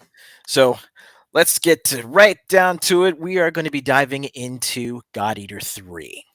Now, the reason I'm diving into 3 as opposed to the first one is because what we're going to be covering, at the very least within these next few minutes, what we're going to be covering will basically take you from the first game through to the third. And this is one where you can actually jump into 3 and still get into the story, but I highly recommend, just like, Nick recommends jumping onto Yakuza 0 if you want to get into that series.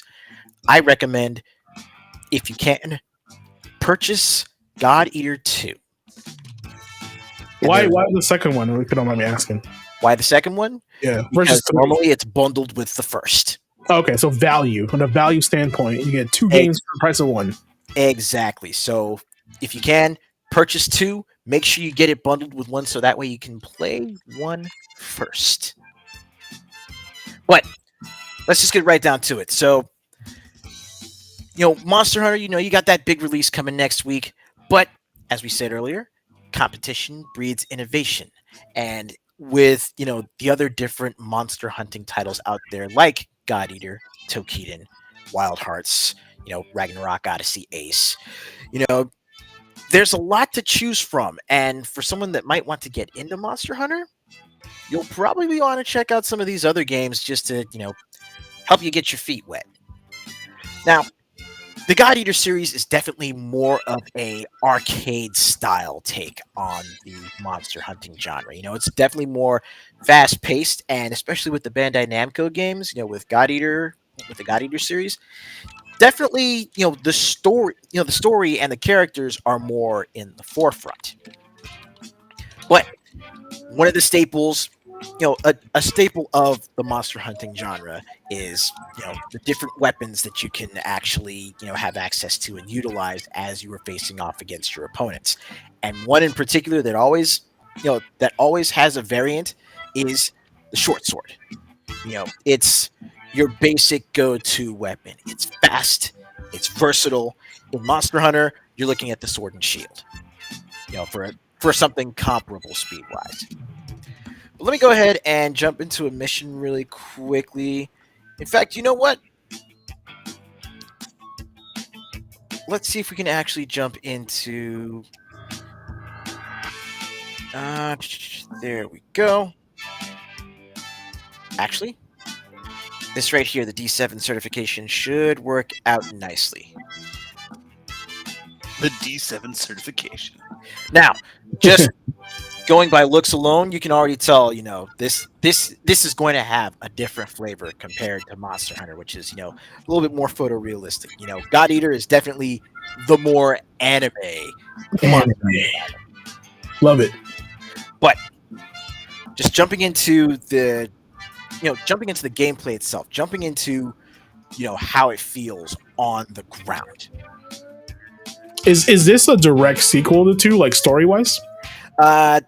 Yes, it is. It is a direct sequel to 2. There is one game that hasn't released in the States that, came before that, which is God Eater Resonant Ops, which is more of a tactical RPG that bridges the gap between 2 and 3. But this is still a sequel set basically in the same world.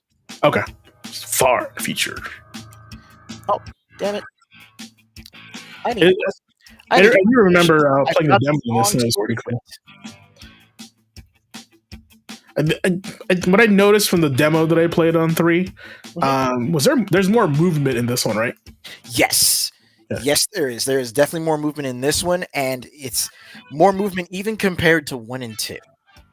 Oh, sweet. So again, I suggest, playing 1 and 2 so that way you can get, that attachment to the characters, and then, that attachment to the characters in the world, and then jump into 3 to see just how much it changes the game comparatively. Where are we? No. Shooting Star Guardian. No, that's not the one I want. Actually, here we go.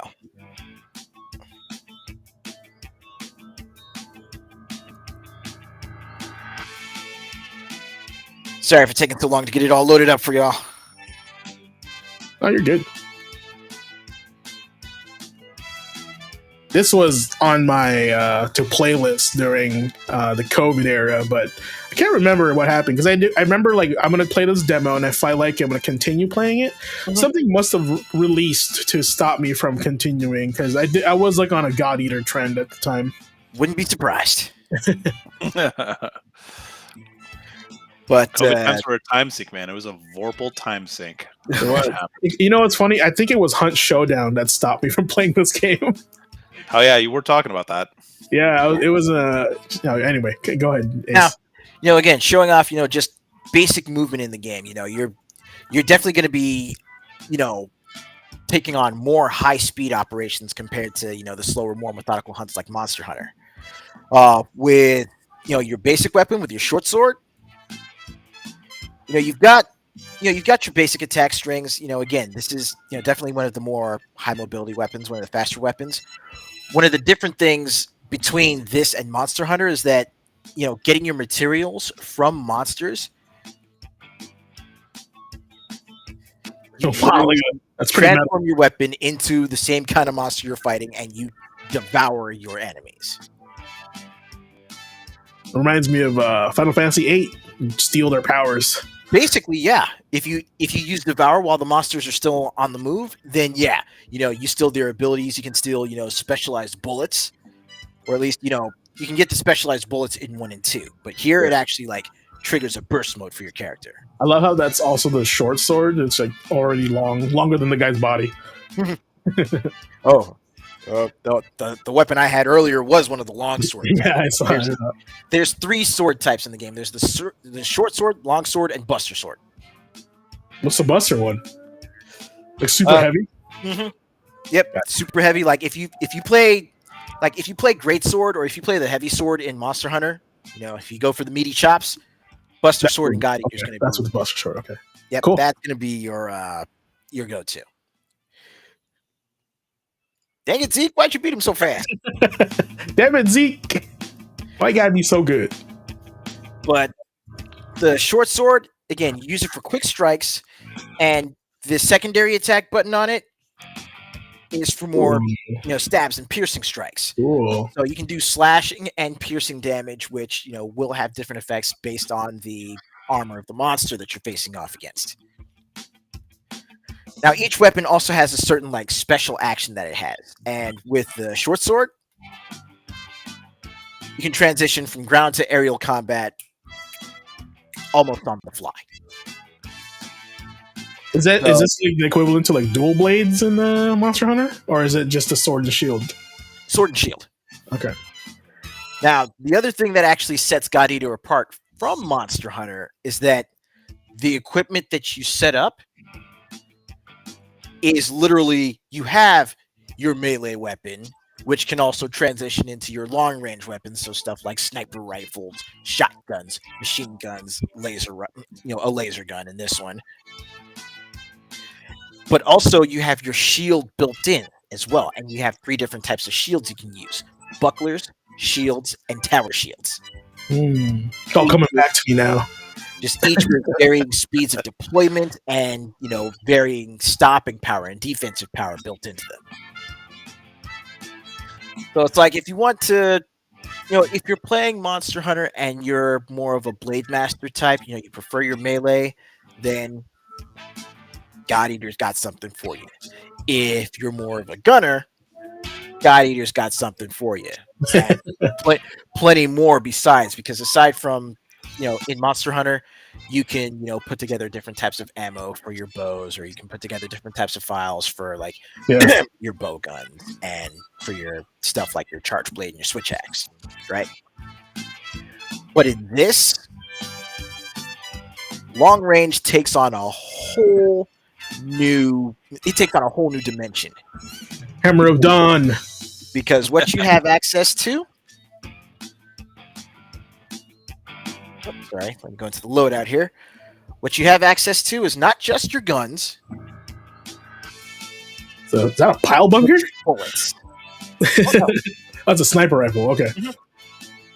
Yeah, this is just a sniper rifle, and like I said, your sniper rifle is also built into your melee weapon, which is also built into your shields. Cool.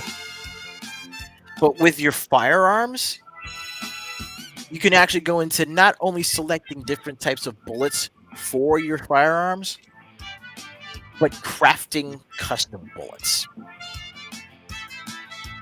Crafting, you say? Speaking this man's language. So you can literally go in and set up different modules to edit what your bullet does on firing, the angle that it flies at, what it does when it makes impact, how the timing of various other effects that happens after various other effects that happen after firing or after it makes impact. So on button press, actually let me go ahead and just pop into the preview. The dev must have watched Wanted when playing this. Curve your bullet. Pretty much. Wow, that's pretty detailed. And I've yeah, never seen bullet crafting before. That's new. So yeah, kind of like how they do, kind of like how the gun crafting goes in Resonance of Fate. Yeah. That's how in depth, how crazy it can get. Just again with the different effects that you can put together. I think that's cool because if you're like wanting to choose the gunner route in this game, you have more, you have more agency how to choose your gun, your warfare, right? Mm-hmm. That's cool. And again, as I mentioned, just the different gun types that you have. You have your assault guns, which are your machine guns. You can rapid fire them once you deploy the gun, and the special ability, the special movement option that the machine gun has is that you can actually do like a forward dash while still firing. So that's even more mobility. With the shotgun, you actually have a back step, so that way when you fire, you can get more of a spread on a single target. Oh, super cool. Sniper rifles, you can actually set up a stealth field, so that way monsters don't hear your footsteps or don't hear any sort of sounds that you're making on approach. And with the ray guns here, you can actually chamber more energy, so that way you can fire the guns for longer.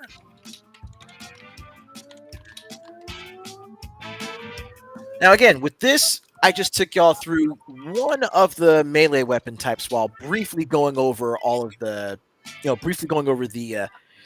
comparatively smaller or at least more condensed listings of, firearms and shields. The short sword is a great starter weapon if you want to actually get into the game and just, get a feel for the more high-speed play style that you're going to get accustomed to when you're playing through God Eater. But again, there are other melee weapon types to choose from and to craft as you go through and take out the different origami in the game.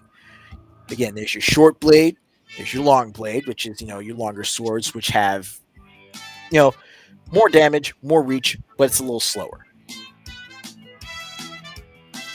Your buster blades, which are, of course, meaty chops. The chops, the big ones. Yeah.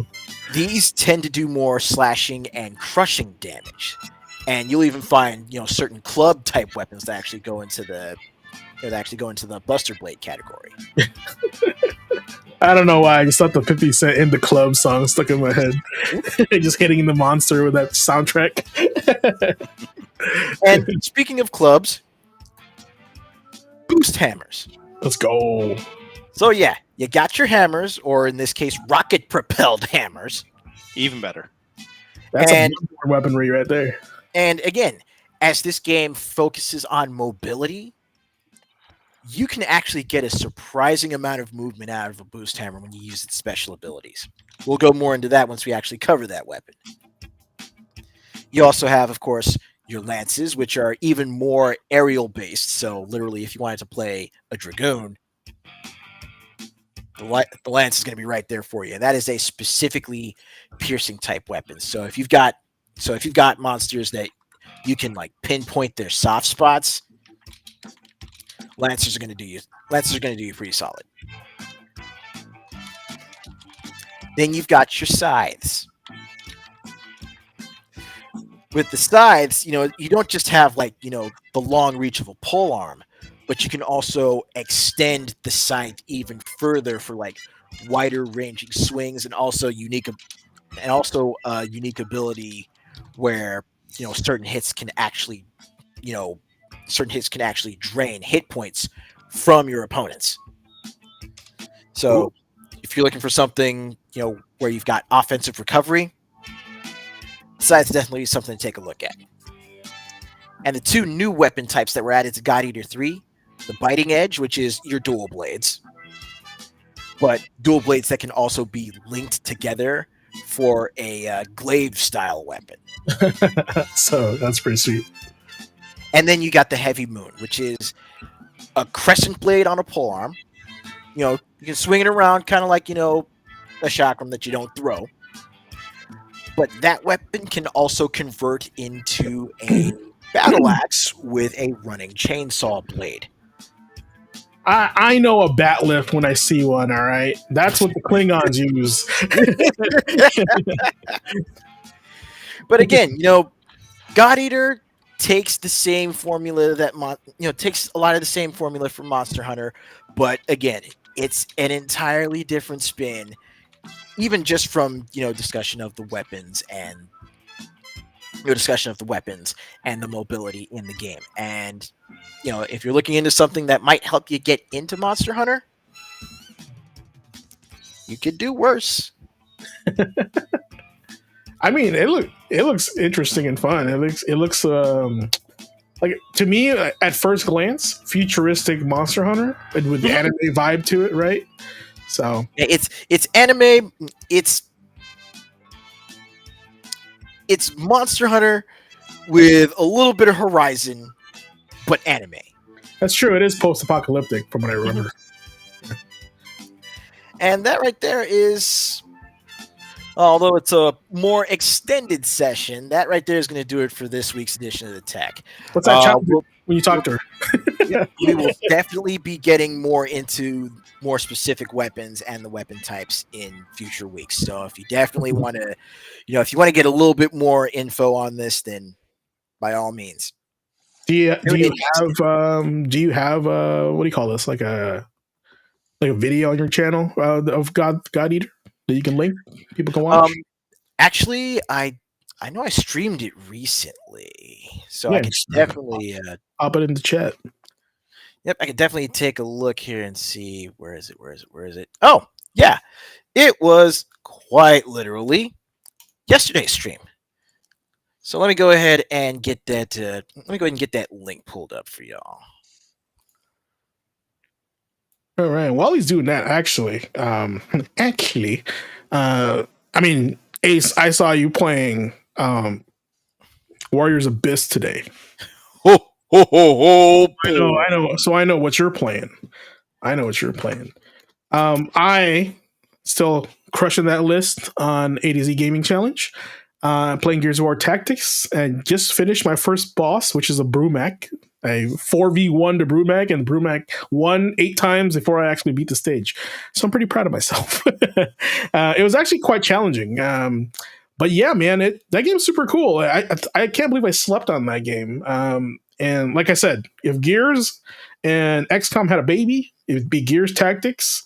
And that's all I need to say. If you haven't played either of those games, go play each of those games individually. And if you want a combination of the two, check out Gears Tactics. I think it's on Game Pass. So if you have Game Pass, just pop it on in when you're feeling strategic. Okay. Yeah. What about you guys? Same as Andre, still working through Metaphor. Fantastic. Yeah, we've been talking about that for a month or two. Yeah. No, I won't talk your ear off, because I have been playing the same thing I did last week. I've been replaying Civ 6 because I can't afford to jump into 7 yet, and with everything going on with that game right now, I'm fine waiting. Maybe during that 4X sale that Steam was talking about, I may pick it up then. Other than that, I've been kind of going back to a comfort game lately, just with some spare time that I get. I've been replaying Game Dev Tycoon. I love those kind of like tycoon games and time management games and like resource management games. And that was one of my favorites, just to like throw in games that I know of in the industry, like put the name in there and try to recreate it kind of thing. A lot of people have been doing that for a while. There's like a mobile version as well. I've been seeing people post about, but it just kind of like popped back into my head and I just felt like some crazy Yeah, comfort stuff. So I've been chill doing out that when I'm in a not game. getting crushed by metaphor emotionally. So that's all I've got going on. What were you doing, Ace?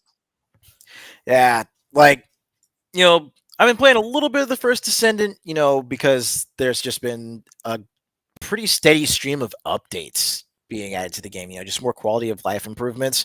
But other than that, dipping back into God Eater 3. Oh, excuse me. Dipping back into God Eater 3, playing a bit more Freedom Wars Remastered, but the lion's share of my time has been taken up with Warriors Abyss, and wow. It's one of those to the games. surprise of no one right? on the panel. Right? I'm assuming it's one of those games you log on, you just play for a couple hours, and you log off, turn off the brain, and just play. Mm-hmm. Yeah, feels good. It's definitely a good it's a good pick up and go game. I managed to get my first clear on it a couple nights ago, and I for the folks that might actually be interested in my review of the game, because I was Koei Tecmo US was actually gracious enough to pop me over a review code for it. If you want to check out my review, it's a little 20-minute clip I put up. It's on my YouTube channel. It's on it's on Twitch as well, and it's going to be up there permanently. It's not going to disappear after like 2 weeks. Yeah, thank you, Twitch. Well, I guess you got to make space for the other stuff. But I actually watched that review video earlier today, and I was like, oh, this is super cool. Like, I mean, it's valued at $29.99, right? Like that's the asking price for the game.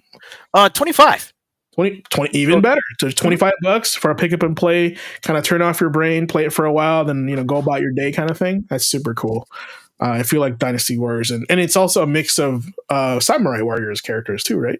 Yep, it's pretty much what if Warriors Orochi, but Hades. Ah, gotcha.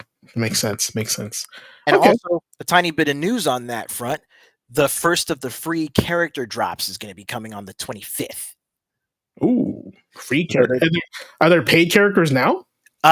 No, all the characters in the game, all 100 of them. All 100 of them. Yeah. They're just they're right in there, so you can just play through and unlock them. My first question is, can you pick Lubu? Yes, and Lubu is a menace. Buying it tomorrow. You just press one button, everybody dies. Got it. I mean, you'll have to play through and unlock him, of course. Yeah, but Lubu is a straight up terror. As long as he's there, I'm good. Real quick, I did get into the beta version of Elden Ring Night Rain over the weekend. Yeah, you did mention that. Yeah, it was a weird, like, the schedule on it was like, you can only play from 3 a.m. to 6 a.m., 7 p.m. to 10 p.m., right? And I was like busy all weekend, and I ended up only playing around on Sunday night at 7 to 10. Only had 2 rounds in. I think everybody was already worn out from the beta. It was just stress testing the servers, right? But boy, it is, I call it Elden Ring Light. If you are like intimidated by Souls games, this is the game that you should start with to like get a feel for the gameplay. Not necessarily the game itself, but the gameplay. It's focusing on combat, right? And that's one of those things. If you like this game, you may like the other games as well, because it's now open world and a bigger game. This is a very small enclosed BR, literally a BR, a PvE 3-man team. You go into this enclosed land, of course, with the Ring of Fire closing in on you. There are 3 days. It goes day 1, night 1, day 2, night 2, and the 3 is night 3, which is like the final boss fight. Mm-hmm. And your whole job from day 1 and day 2. Actually, let's start with day 1. Day 1, you pretty much land and you scour and fight the mobs and grab all the gear you can before that ring gets into that small section where you fight a mini boss, right? You and your team. Now, it helps that if your team is balanced, not everybody's a mage, not everybody's this, right? Because not everybody has kind of a role, right? Because the game I played, it was me, which was the tank, and then 2 mages in the game, and they died almost immediately when we landed. which I managed to save them by hitting them. You can resurrect them, right? Mm-hmm. But by the time we got to the boss, they got 1-shotted and I got 2-shotted. So which means we didn't do a very good job on on day 1 to even fight the night 1 boss. So there is a little bit of like, I thought like Souls players can like barrage to this game and have it super easy, but there's also RNG involved. So by the time, because you can like open up treasure chests and kill monsters, mini bosses, you may get some garbage as your drops, right? So when you get to that mini boss in night 1, you may have like, oh man, I'm struggling here because I only got these drops, right? So I'm going to have my other teammates kind of like carry the weight for me because my drops are bad, or vice versa, right? And day 2 is like another chance at that. And day 3, it's just a straight boss fight where the boss, it's like an extra level hard boss. Like the boss that was featured in this one was a 3-headed wolf, like Cerberus, right? But it was like a fox. And then by the time when you get him to half-life, he splits into 3 bigger wolves. So it was like a nightmare. It was rough. Yeah. Like when we saw that, we were like, okay, we're just dead. We're not going to be able to do this. But yeah, it's one of those games where I feel like it is difficult, but it's like they did a good job of containing that difficulty into a BR because it's about mastery. It's not about like the amount of you play. It's about getting good every time. Literally, this is getting good the game with a little bit of RNG in it because you're not guaranteed to drop that purple sword, in day 1 and day 2. You might end up in day 3 with a common sword, right? But your allies might have something good, right? So that's the portion that makes the game a little bit more chaotic. But yeah, I recommend it. I think it's only sold for $29.99. It's good value for what it is. Depending on the content, it may be content light. That's the big kind of scare right now. What's going to be in this game? Are there other IPs that will be joining this game? I actually filled out the feedback today. And I told him like, this could be your Fortnite for Dark Souls. And I don't mean putting Ryu in this game. I mean like getting Bloodborne in here, getting Lords of the Fallen in here, getting people from like The Surge, all these Dark Souls like Neo, right? Getting Sekiro, getting all these games in one place to celebrate like this type of gameplay with your friends, because there's nothing better than playing Dark Souls games with a buddy. It makes the games sounds easier because that's just my experience. With yourself, it's a little bit more intimidating, but with a friend, it helps a little bit more. Oh yeah. And then this game really takes that like multiplayer co-op experience and makes it like and focuses on the best parts of playing co-op with your buddy, right? And this is the game for that. Now, that's not for you. I don't think this game will be for you at all, especially if you don't like Souls-like controls and combat systems.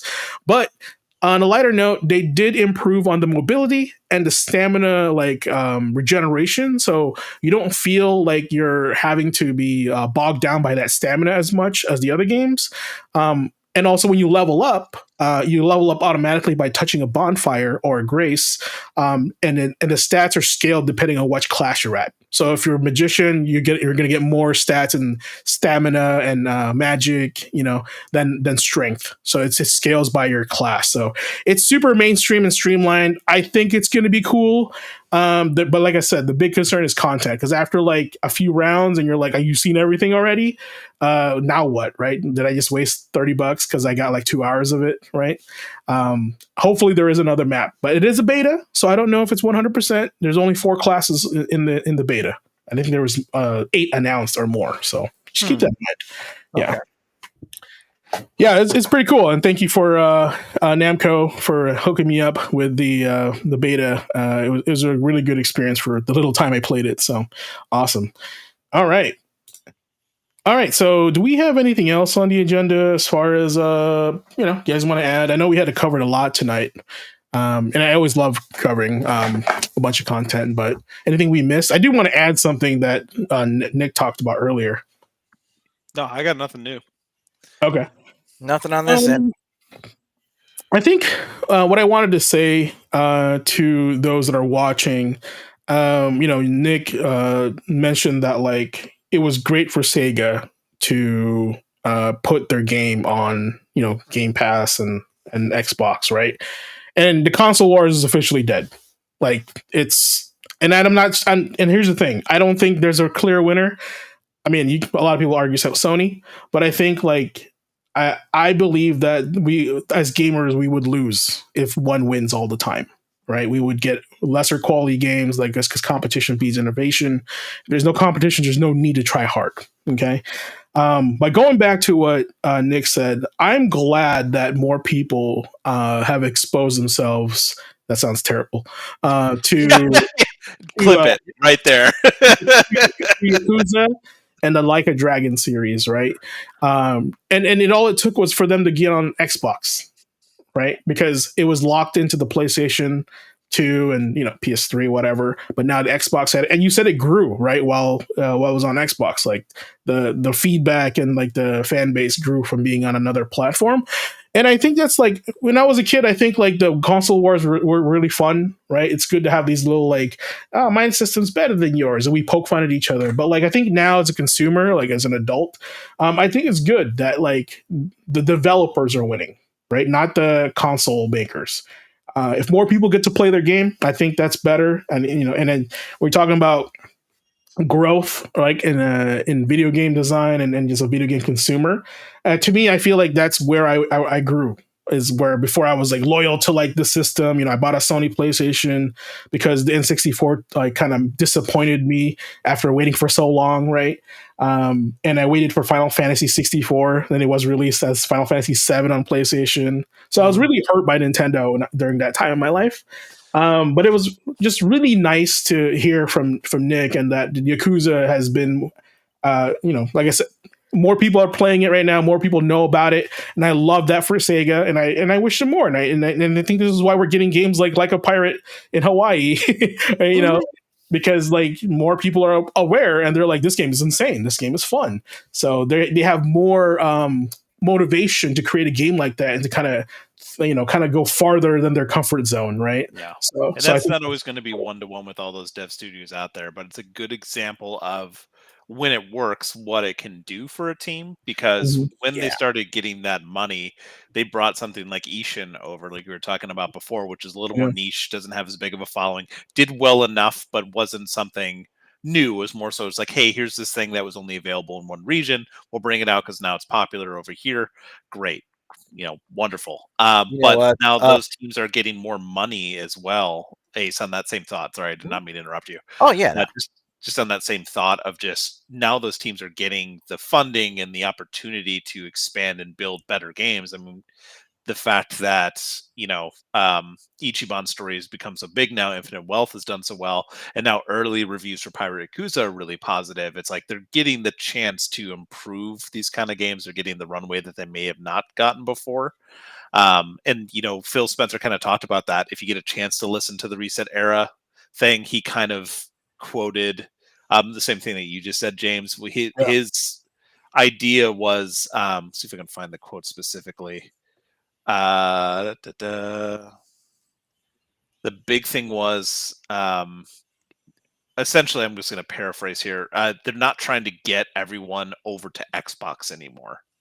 So he said, I found the quote. I'm not trying to move them all over to Xbox anymore, added Spencer. So that last quote is really, he's not trying to bring everyone to Xbox, but trying to make sure that the games that they have are available to everyone else, no matter what platform, whether they prefer the control or whether they have PC, or with cloud gaming and everything. Like that's better for Indiana Jones. That's better for Team Ninja. That's better for Obsidian. That's better for all of these devs. That it's not tied to Xbox specifically.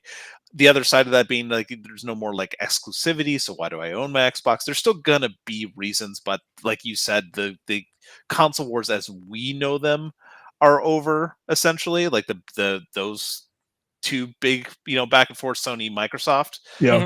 But it's in a different form now. It's just a different way. These games are from these developers are going to be available to more people moving forward. So I think, like you said, it's a net positive, especially if that means that the funding that Microsoft or Xbox is able to put back into these dev studios improves the games in the future for them as well. It's not going to be something like Hi-Fi Rush where it released and they, cut the team away. Or it will be something like a game releases like the next Setsuna's, like when Setsuna 2 came out, like incredible experience for what it is, but it didn't sell enough to really set the cost aside, right? Like that was expensive to make that, and it was basically like an experiential game that's like 5 hours. Like it's hard to get that, adjusted. So if they got a chance to play that on other consoles, they got more people willing to buy that and experience those things and improve them. Like that can only mean good things for the teams under the umbrella. Yeah, and like I said, I love the way they're more like dev friendly, and like we just want more people playing your games. It's like that's their attitude, right? And I'm glad that like they've kind of taken that direction versus like trying to catch up with Sony. They're like approaching it from a different angle, right? Because they're still competing regardless, but their approach to it is different, and I can see that where they're coming from, and I respect that. But yeah, you could almost call it, you could almost call it platform agnostic. Yeah, I mean, of course, they're always going to want you to play on an Xbox. It gives them reason to buy a console, right? Because we know that they buy these consoles or make these consoles at a loss, and they make up for the games. Like we know that. So, and we know that Games Pass is incredibly profitable still. Yeah, it just is. And if you can imagine having a Game Pass subscription still that lets you access them on these other consoles, not just because you can already do that with like their Ultimate PC bundle where you can play it on PC and Xbox, and if there's a title that has cross saves, you can do that. You can just pop between the two. I've done that here at home. Mm-hmm. So the fact that you would be able to then potentially bring it to these other things, great. The tricky thing is just not every console has the same like setup or the same settings. It can be a little bit different. There's probably going to be some growing pains, but I mean, Sony is essentially the only one fighting the war anymore. Nintendo just does whatever Nintendo does. Whatever works for them. They make plenty of money. The only competition Nintendo has is themselves, pretty much. Yeah. But yeah, I got something to say to Phil Spencer and what they got to do, and I always got to play this at least once in each stream. Yeah, that makes sense. Good job, Xbox. Appreciate that. But yeah, and just like that, guys, we are at the end of our 20th episode, a milestone session, of course, a legendary run, or however game terminology you guys want to use. But it's just proof that we're just getting started, and we got more to come. Like we talked about the run and gun pioneers like Contra and the Ikari Warriors tonight. Ace dropping more knowledge on the tech, and of course, speaking of knowledge, like Nick giving us more knowledge of the game industry and kind of the changes. And I learned something tonight about Microsoft, and kind of had this epiphany of like, man, the console wars are over, and the consumer is winning. And that's where it's all about, because, we here at the show, we want to make sure, like we said, giving you guys value for your time and providing you much, much knowledge for, as a consumer and as somebody that's, enjoying a hobby like this, but this is not where we're stopping, right? There's more to come in the Gaming Academy, and we're going to keep rolling out these episodes. Make sure to follow, subscribe, get locked in for what's coming next. Of course, follow Ace on his channel as well. If you want more in-depth, content for what he talks about, it's all over. It's there every day. I think you stream like 6 days a week, right? 5 days a week. Yeah, it's a full-time job for this man, right? Yeah. And tell your friends we can chat with everyone. We love hearing those stories. Yeah, and we're on Facebook now. So if you're on a Facebook app, you feel free to watch us on there as well. Do all the things. And if you're feeling extra generous, drop a comment. Tell us your favorite run and gun game. If it was Contra, Metal Slug, or hell, even Cuphead, the anti-journalist game. So let us know. Big shout out to everyone in the chat. J Ghost, Top Shop. We've got a new person in the chat too as well, including Andre was there. Who was that guy? Like Aku Gaming or something? Yeah, TTVA Kun Gaming. I hope I said that right. My bad. Anyone, shout out to those guys. Whether you're dropping knowledge or sharing memories or just vibing with us, we appreciate you being here. You make this a community what it is. But for now, we got to get some rest because we did a little bit over, and we'll catch you during the next time.